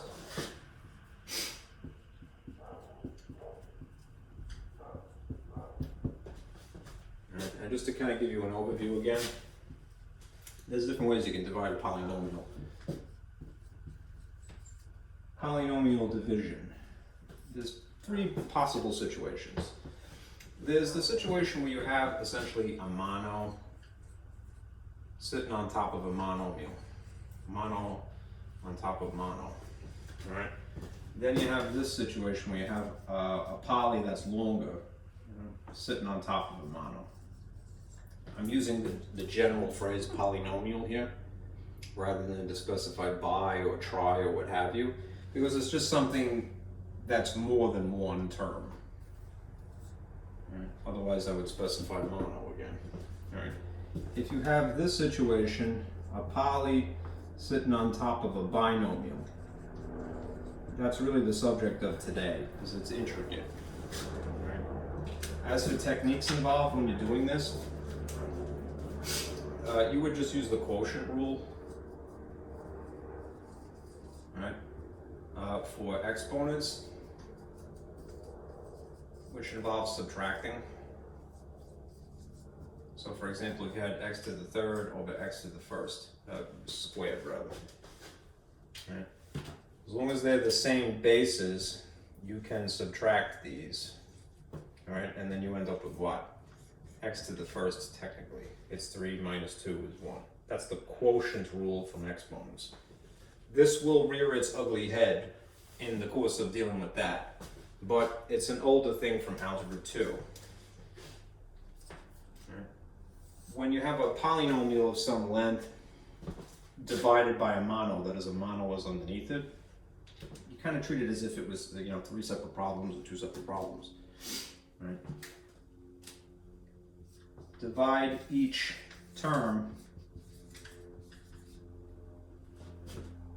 by the bottom separately. Think of it as being several different problems, right? And then just group them back together. In which case you're probably going to use the quotient rule again. Right? In this case, when you have a polynomial divided by a binomial, there's three things that you can do, right? What I would try is to try factoring first, right? And then use the zero product rule. Oh, pardon me, not the zero product rule, and canceling. Factoring first and canceling. So if you see some similar looking feature above the line and below the line, you know that you can cancel them. But you'd have to factor first in order to get to that point. Or you could do what is probably more likely in this case, polynomial long division, or under very specific conditions, synthetic division. It's called synthetic because you end up doing a lot of multiplication. All right. Now, here's the deal. All right. This situation, you have something very long on top and you're dividing by a binomial specifically. And in theory, you could try this for something more complicated than a binomial, but it would be the same process. This is just what we're going to be dealing with primarily. Again, you try factoring and then canceling. This works sometimes, right? Not all the time, because sometimes there's no common factor, right?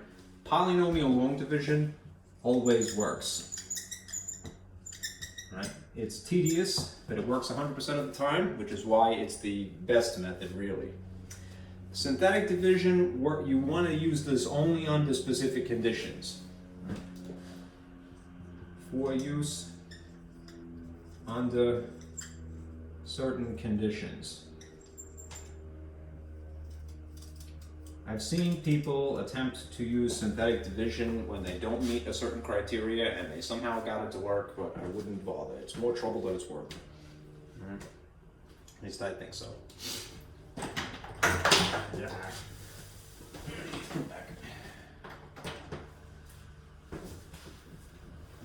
I need to make sure that there's some terminology that's crystal clear because the instructions really are dependent upon it. English, unfortunately, makes teaching math more difficult than it needs to be because we have a lot of conflicting sets of rules in the English language. This is derived from at least 4 other languages. So, some things are ambiguous. So, I want to make sure you're clear about a couple of things. Remember,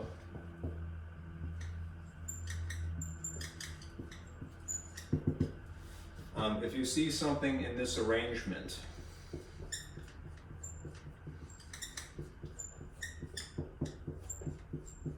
and bear in mind there is no commutative property of division. If you see some polynomial on the left side of a division symbol, and we use the colon with the line in the United States at least. Elsewhere sometimes it's just a colon, or maybe a /. This thing is referred to as the dividend, right? And this thing is referred to as the divisor. If you had it arranged, sort of stacked, more fraction-esque if you would, the dividend would be the top, this would be the division line, and this would be the divisor. If you end up putting them in that sort of division house, because I'm not really sure what else to call it, it's an operator technically, the dividend would be the thing that is on the inside,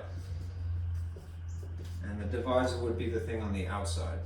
When you're doing polynomial long division, you're translating either one of these two situations into this situation. Divisor on the outside, dividend on the inside. I mention it again because innocently, I think when you're a kid and someone teaches you division for the first time, your teacher lies to you with good intentions. They just don't want to complicate the situation. They usually tell you, put the bigger number inside the box, right? But that isn't really true, right? It's the thing that is on the left or on the top that goes inside, right? Regardless of how long or short it is, okay? So just be mindful of that. Of course, also, there's the fancy name for the answer. The answer is the quotient, right? Quotient, I should spell it, right? Quotient, and the quotient is typically written on the top here. Okay? We need to be clear about those phrases because my instructions, at least, are written using those phrases. Okay? So now I'm going to refer to this sheet, which is a rundown of the process, right, for polynomial long division, right? You're going to basically repeat this process until you run out of terms, right? Over and over and over again, right? Notice they use quotient and so forth, okay? No, I didn't put dividend here. I used to, my older handout was. Okay, so let's discuss how to do this.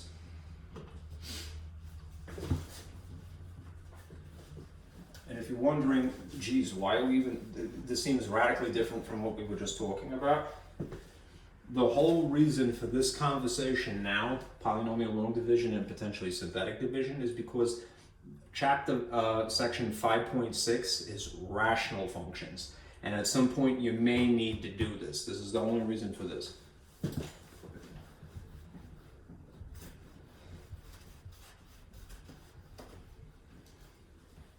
Rational functions are, in their own way, a division problem because they have that line in them.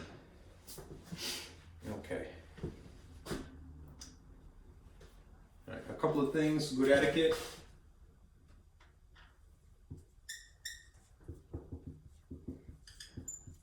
Good etiquette of math, right, if you will. Rewrite if necessary in descending order.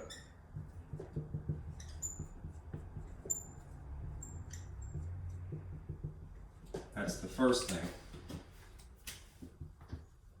And number two,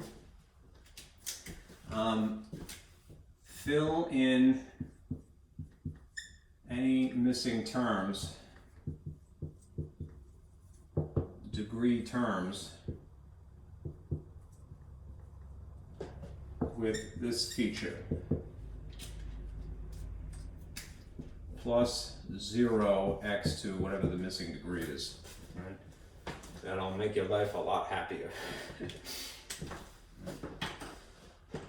All right. Now, let us say that you had this as an example.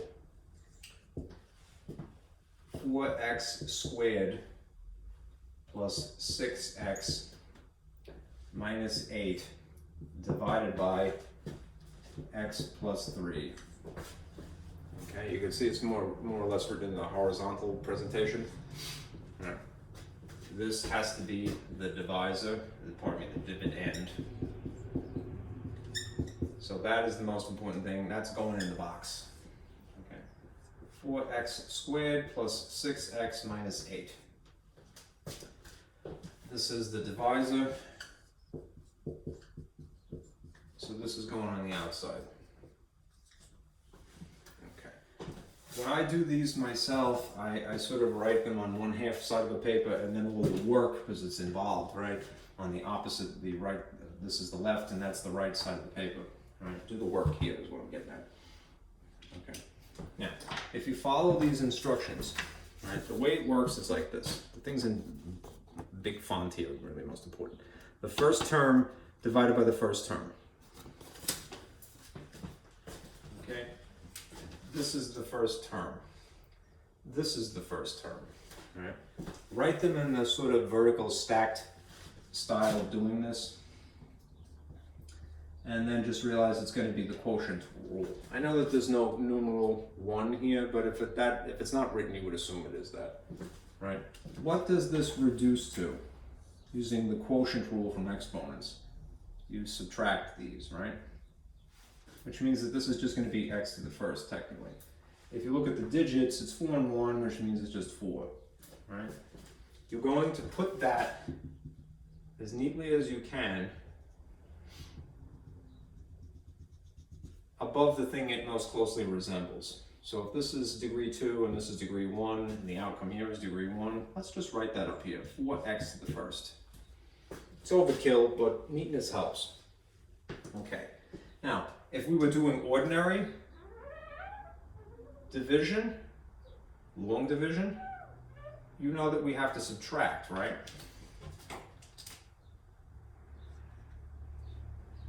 Here's the problem with these. You're not going to end up subtracting just one thing.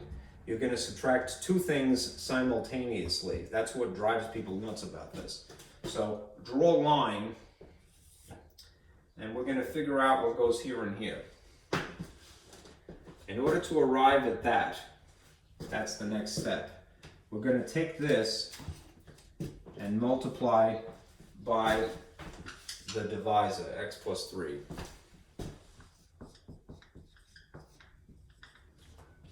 Okay, that is this step. You're going to take that quotient. This is a quotient. Right, notice where it went to the top here. And you're going to multiply by the divisor. If you distribute, just get that out of the way because I don't want it to make a mess. If you distribute, and you should, this to this and this to this, what do you end up with? You end up with 4x squared, that's on purpose, it's not a coincidence, plus 12x, all right? That is what is going to go here and here, respectively. I'm going to use a different color. Right? These voids here. You're going to have 4x squared, and then plus 12x. I would overstate the case, put pluses if it makes it more obvious. Right? Now, ordinary long division. You end up having to subtract, but it's usually subtracting one thing.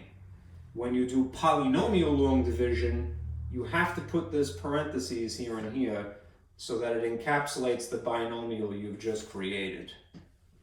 That is to suggest that this negative is distributed to this first term and to this second term. Here's what I do.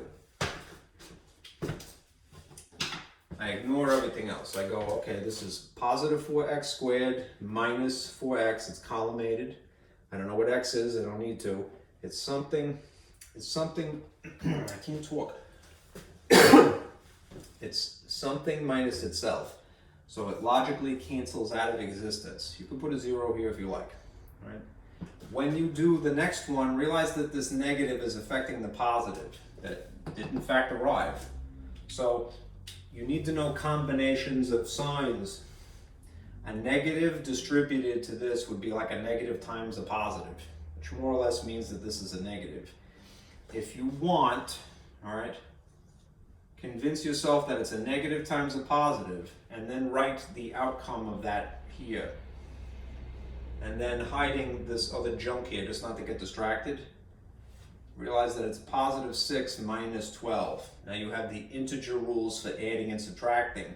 One of each means you subtract, which means you're going to have a digit of 6. And it will have an x attached to it. The sign of the answer is going to match the larger magnitude, which in this case is the negative. So it's going to end up being minus 6. Then you drag down the next digit. And you repeat this process. Okay?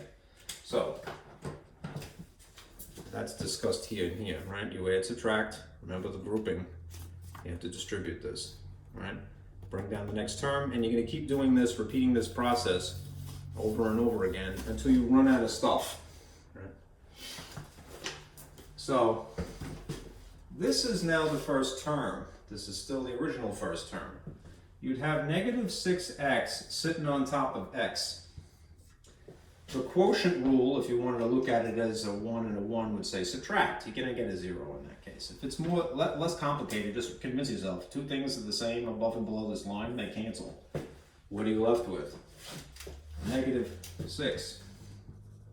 Okay? That goes in the quotient up here. Okay? And that's superfluous, right? But I need to figure out, once again, what is going to be subtracted, and it's going to be two things simultaneously.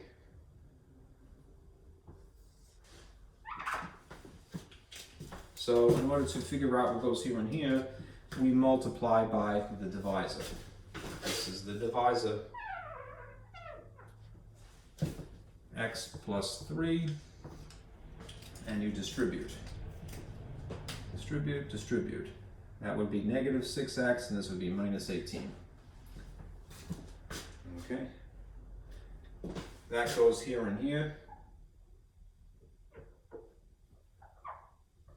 This is the one advantage to writing on a whiteboard. Okay, -6x -18.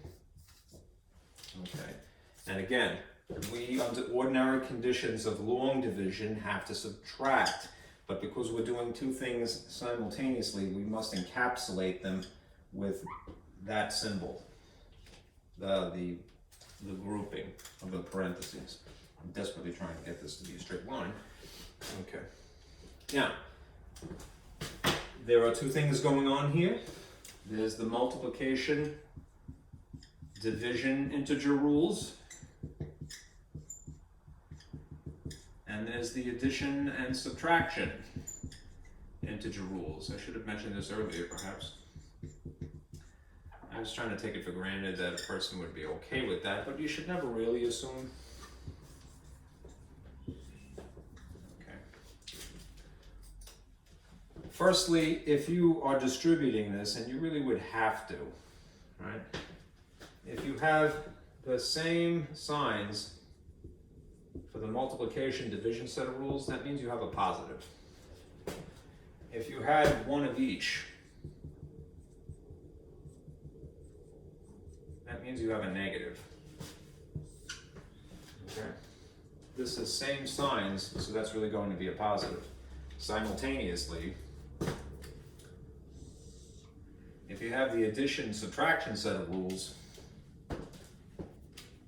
if you have the same signs, that just means that you have to add. Right? Whereas if you have one of each, that means that you have to subtract. Right? The sign of the answer takes the sign of the larger magnitude.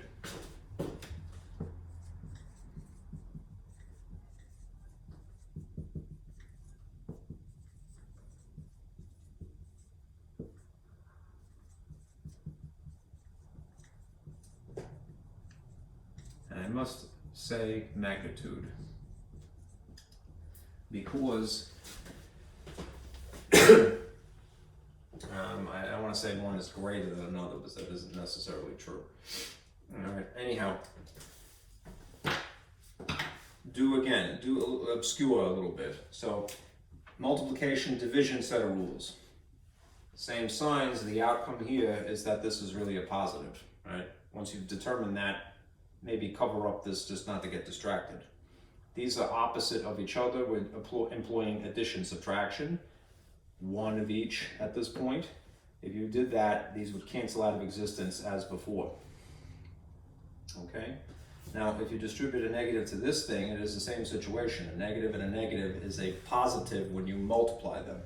So that's the outcome, right? One of each, you subtract. So you're going to get a positive, you're going to get a 10, firstly for the numerals, all right? And it takes the sign of the larger magnitude, which is the positive in this case, so it's plus 10. Okay, that is done, but there is one thing that you could do for aesthetic. All right. Write the answer out nicely, like so. The answer, the quotient, is this stuff on top that we have established.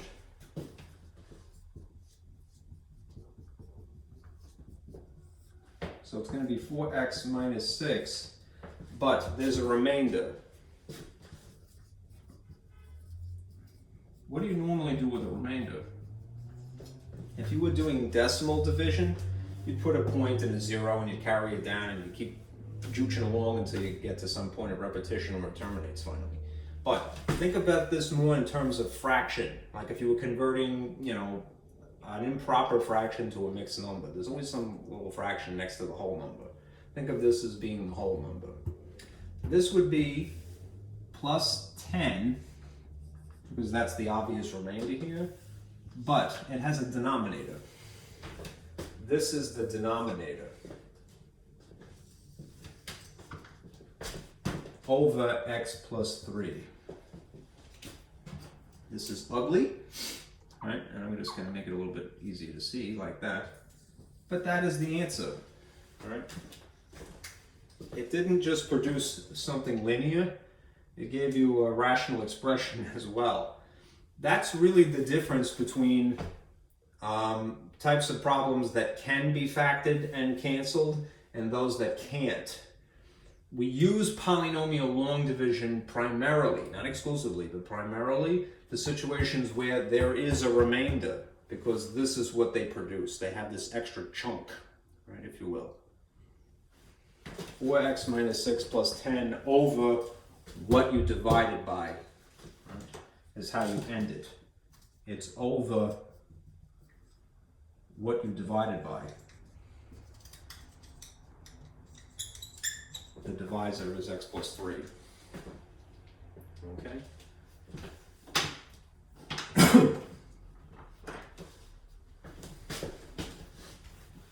Go a little bit quicker. I'll show you a slightly more complicated problem.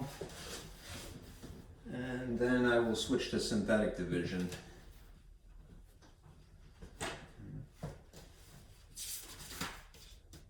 Okay.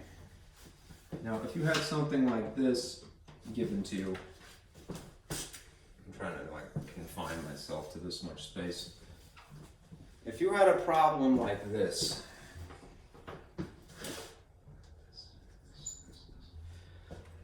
I think I need to get more water.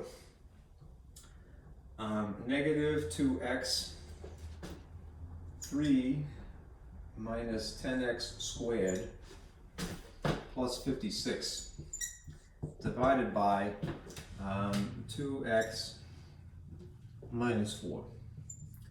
Again, regardless of how long this is, right, that is in front of this symbol. So that is the thing that goes inside the box. I may end up being in trouble here because I'm probably going to need a lot of space. Anyhow, notice something else. It goes from degree 3 to degree 2 to suddenly degree 0. Right? This is a situation where if we necessary, would have to write a descending order. It already is. But then fill in any missing degree terms with 0 and then whatever the degree is. So I'm going to do that now. I'm going to put negative 2x minus 10x, this is 3, 2, and then the extra term, plus 0, x to the first, and then it's going to be plus 56.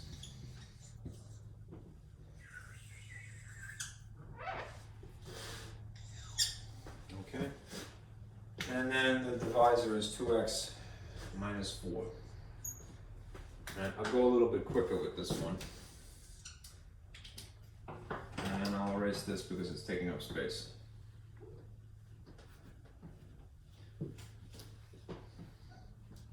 Okay. First term. Negative 2x to the third divided by 2x. All right. What does this reduce to? The 2's would cancel immediately, so this would be negative 1. This would be x to the third and x to the first. If you applied the quotient rule, it would say subtract these, and you'd end up with x squared. That is going to most closely resemble this compartment here. So I'm going to put minus x squared for the sake of simplicity. You don't have to put the 1 if you don't want to. All right? I nonetheless need to figure out what is going here and here. How do I arrive at that? Well, I then multiply by the divisor and I distribute. Distribute. This would be negative 2x to the third, positive 4x squared. So that goes here and here. Negative 2x to the third is no coincidence. It's by design. All right. And then it's plus 4x squared. All right. Again, because we are subtracting two things simultaneously, you must encapsulate them like so. Right? And then you have the integer rules to consider. All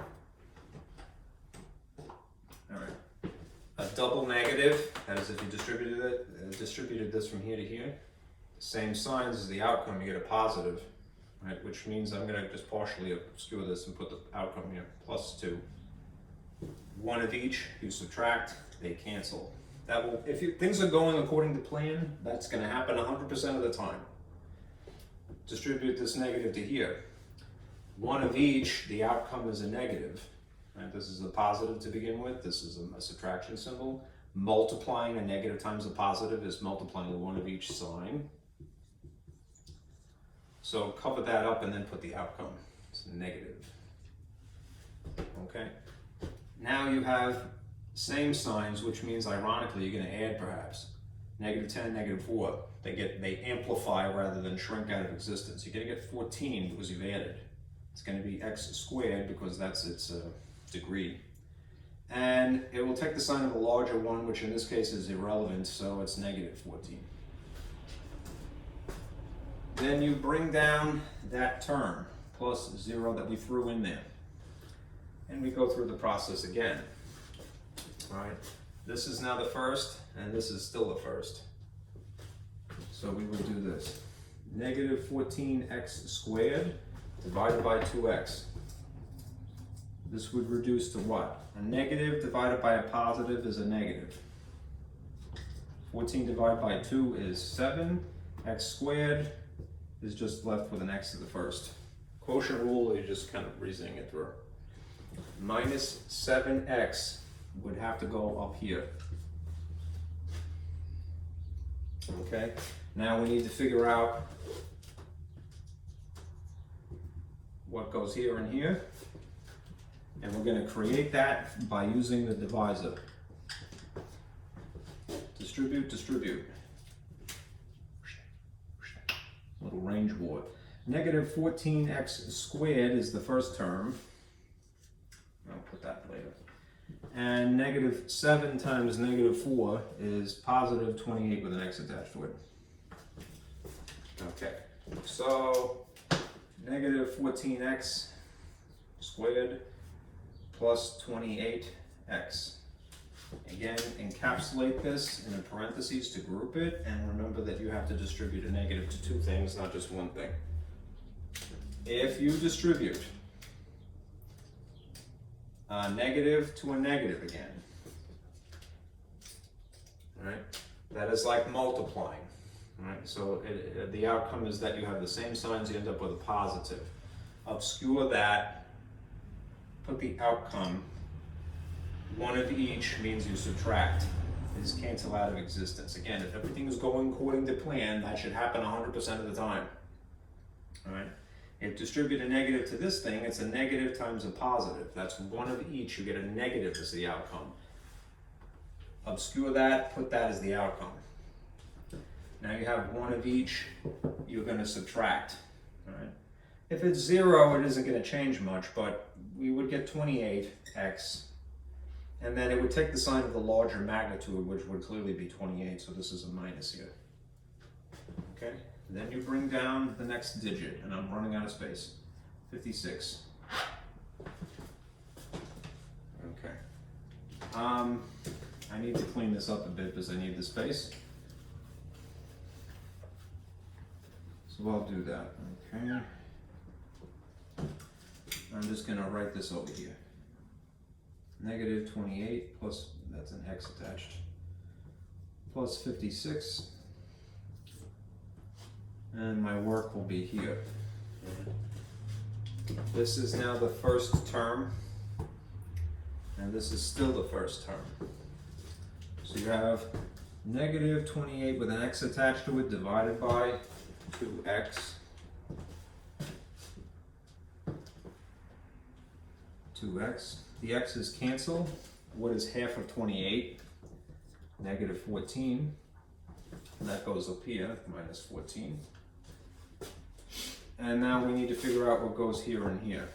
So we are going to multiply that times 2x minus 4. And I'm squeaking it in here.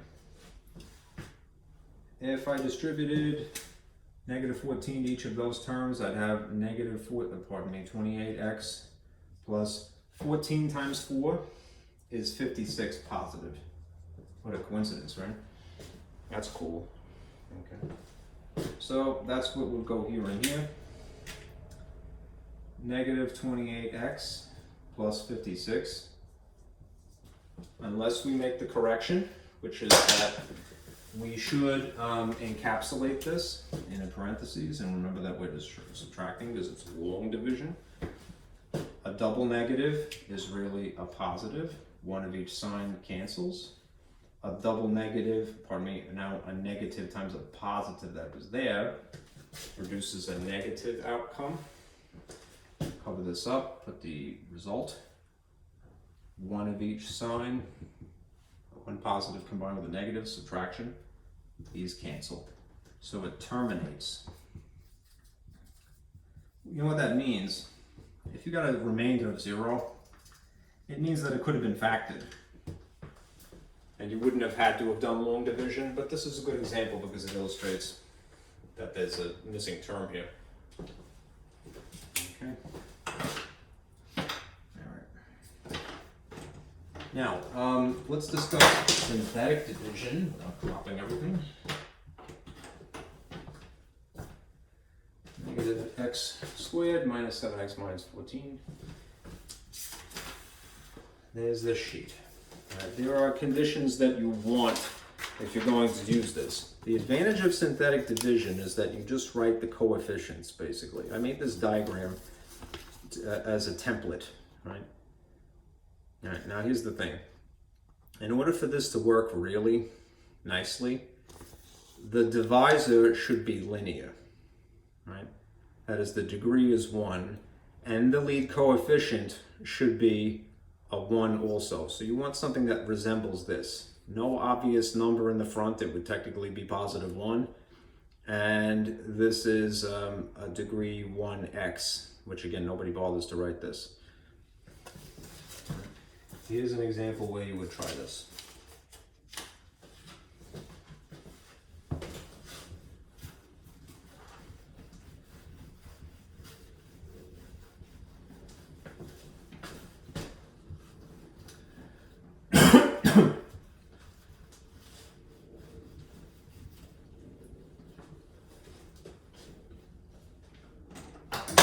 Ah boy, the ledge is just too short.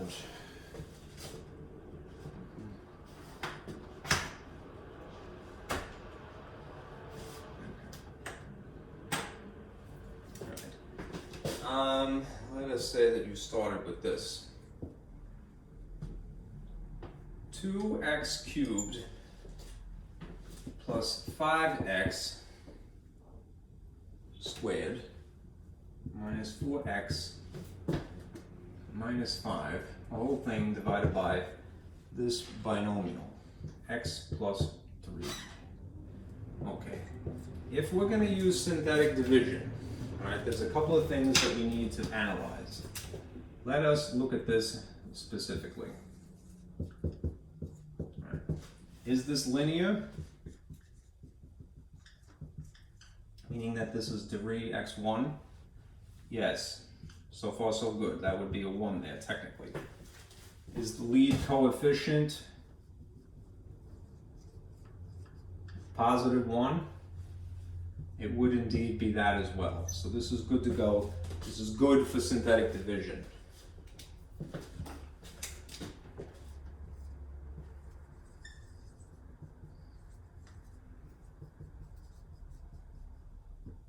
Okay. Now, the template is again something that you want to draw like this, an L, sort of an L shape here and here. I put this dashed line to make it a little bit easier as a scaffolding, right? And a solid line here to be like the usual equals. All right. So I'm going to duplicate that here. This backwards L, a dashed line, a solid line. And I'm being a little twitty here, but how many terms have I got? 1, 2, 3, 4. 1, 2, 3, 4. All right. The last one, the hanger on here, is the regular orientation for L, if you will. All right. What you do when you apply synthetic division is you just take out the coefficients and their respective signs. All right. So this is really a positive 2. I'm going to write it up here on the dashed line. And this is really a positive 5. And this is really a minus 4. And this is really a minus 5.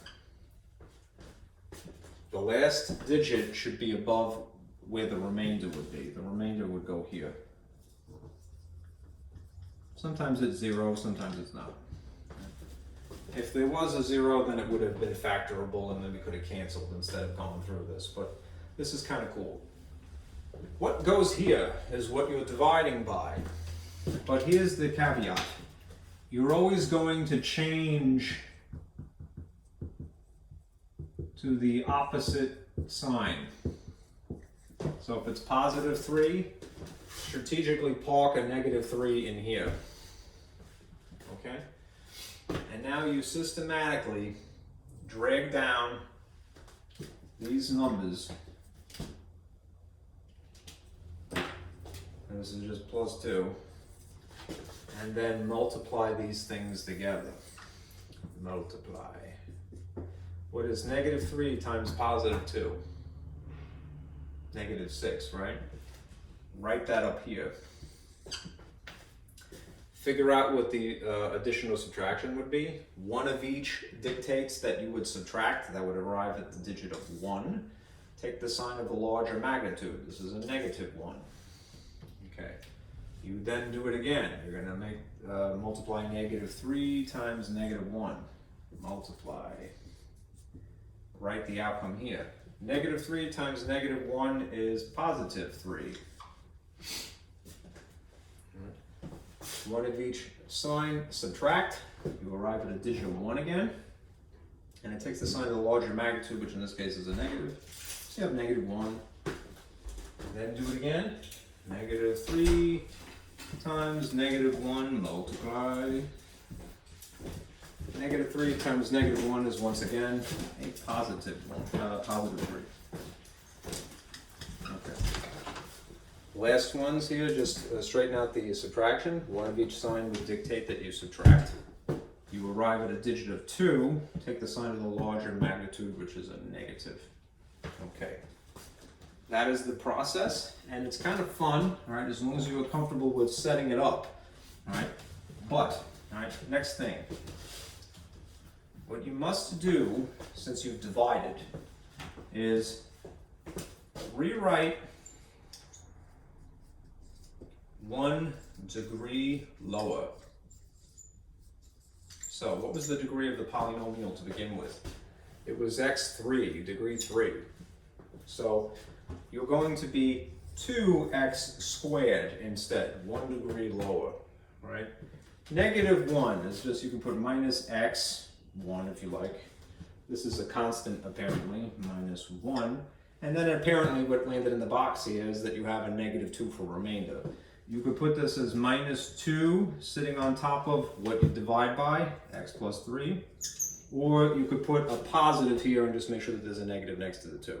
Either is correct, all right? It's just stylistically different, okay? This ugly thing is the remainder, all right? With all due respect to it. 2x squared minus x minus 1 plus a negative 2 over x plus 3. I like to just use the minus symbol personally. Okay? This is, again, summarized on this piece of paper. Right, you could do this even if you have missing variables. Right. All right, just throw a 0 if there's a missing degree term in here. Just make sure that it lines up with the last being where the remainder bracket would be, whatever you want to call that, the penalty box. Yeah. Okay. Now I'm just going to give you the two theorems from section 5.5 that I thought were relevant. It's very theoretical, it's not really practical.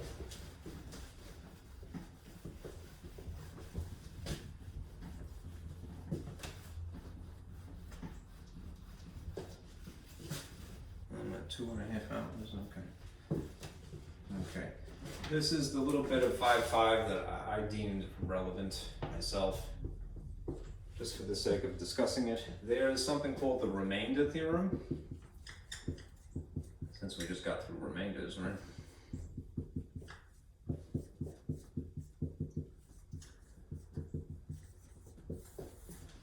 And then there is the factor theorem.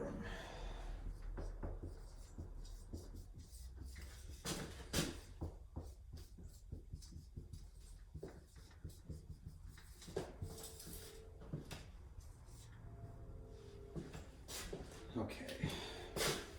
The remainder theorem is officially, let's call it remainder R, capital R. A remainder is equal to the function evaluated at a specific value, right? Right. If a polynomial function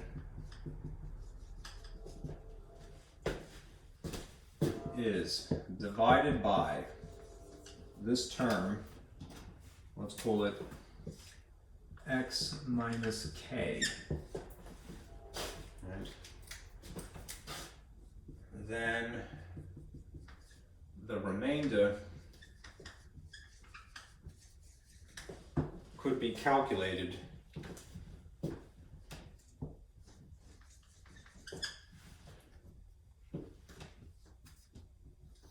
from the function of k. Right. That is to say, the function evaluated at k, that's this value, right? Just insert it in here.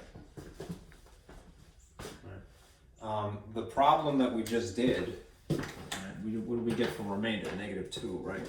We could do that to test it, and I'll just make the space here just to prove a point. Right. The last problem, right, we had this. We had 2x squared minus x minus 1 over, if I wrote it maybe a little bit easier to see, -2 over x plus 3. I'm just stylistically putting a plus here and showing you the obvious remainder of -2. Right. This is the remainder. Let's test this theory, right? We could calculate the remainder if we wanted to by taking that value that would have been what our divisor was, right?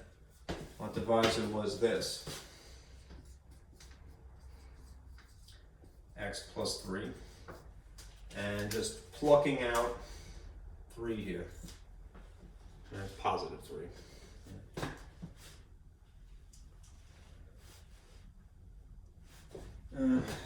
Be careful about the signs.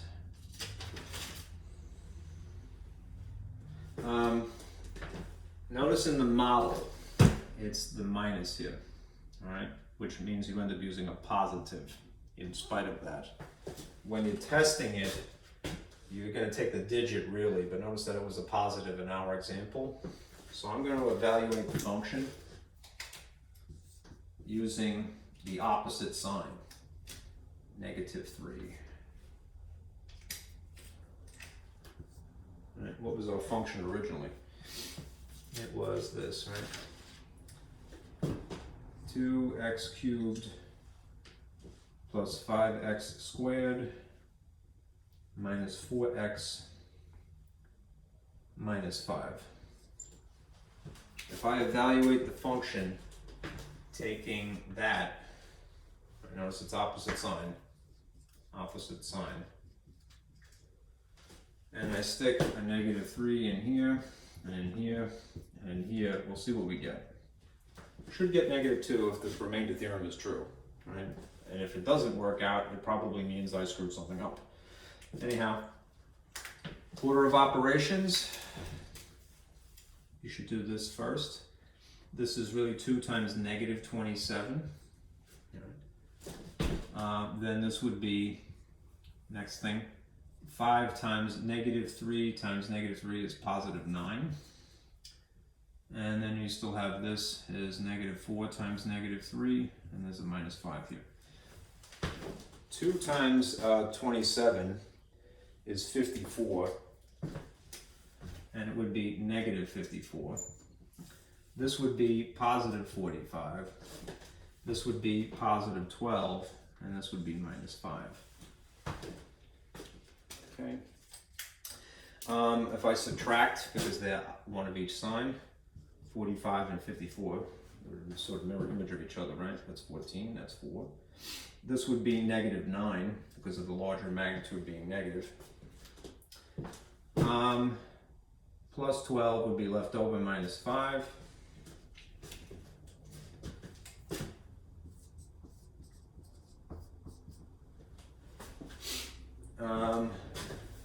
One of each sign subtract, you would get +3 from this. And then +3 minus 5 is indeed -2. That's the remainder. Just written without the denominator here. Okay.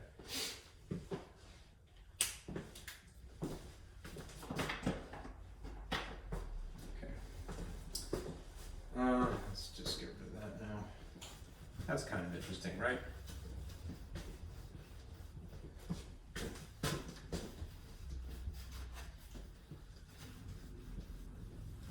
Now the factor theorem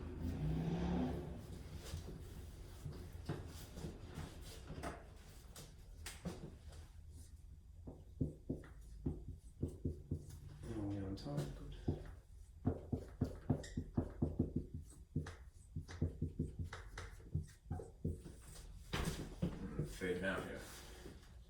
You feel me now? Okay.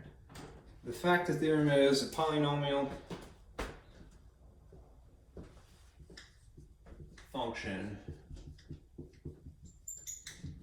has a factor, which means it would be something that looks like that, right? Right. Specifically, something that looks like this. X minus k again, let's go with that, okay? If and only if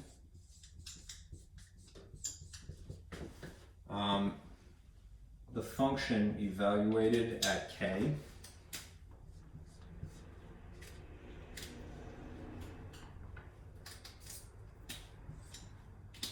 equals 0.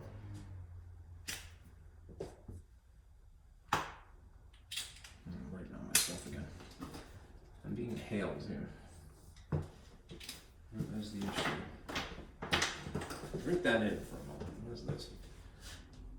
Okay, it's probably my sister. Okay. It's my nephew, Tom. Okay, he wants to go to the park. And so do I. Okay. A polynomial function has a factor, and the factor would look something like this. Right? If and only if this is the result, right? When you take what would have been the value here and evaluate the function,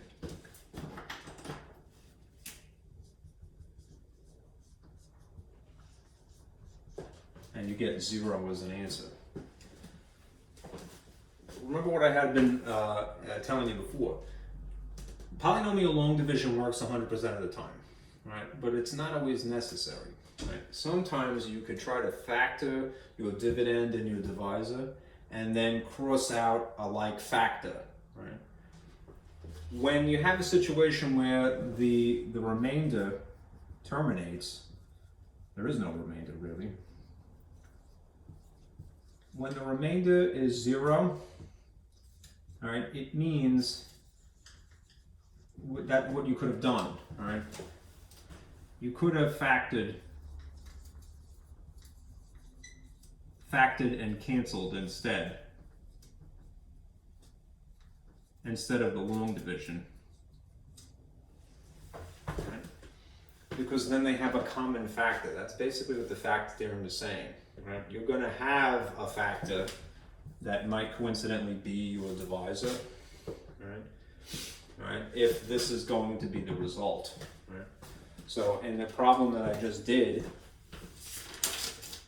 right? Let me just show you.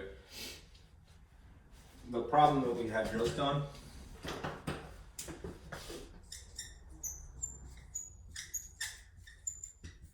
right, this was our divisor, right? X plus 3, right? And we had evaluated it, right? We had evaluated the function using -3, right? Did we get 0 though? No. Right, what do we end up with? What we actually got was -2. In that instance, it was not equal to 0. What does that mean? It means that although we divided by x plus 3, and we can in theory divide by almost anything, right? It means that x plus 3 is not a factor of the function, right? So trying to factor it so that we could avoid long division wouldn't have worked, right? We would have gotten to remember what happens when you can't factor a polynomial, it's prime, right? In which case, if it was part of some equation, you would use the quadratic formula, right? This is just more or less something that's restating that you can't factor something, right? This means you can't factor it. Can't factor the function. We've got the funk. Got to get that funk. Okay, that is that. Okay, so that's what I thought was relevant from section 5.5. Right, it's practical to, what is in section 5.4, basically. Okay, for homework, all right, just do section 5.3 practice, as always, and 5.4 practice. Right? If today is Tuesday, right, by Tuesday morning next week. Right? Okay, and that's that. And thank you guys for sticking with me. If you find this useful, definitely print it. You're welcome to use it. Please do. All right. All right. I'll see you on Thursday. All right. Be careful.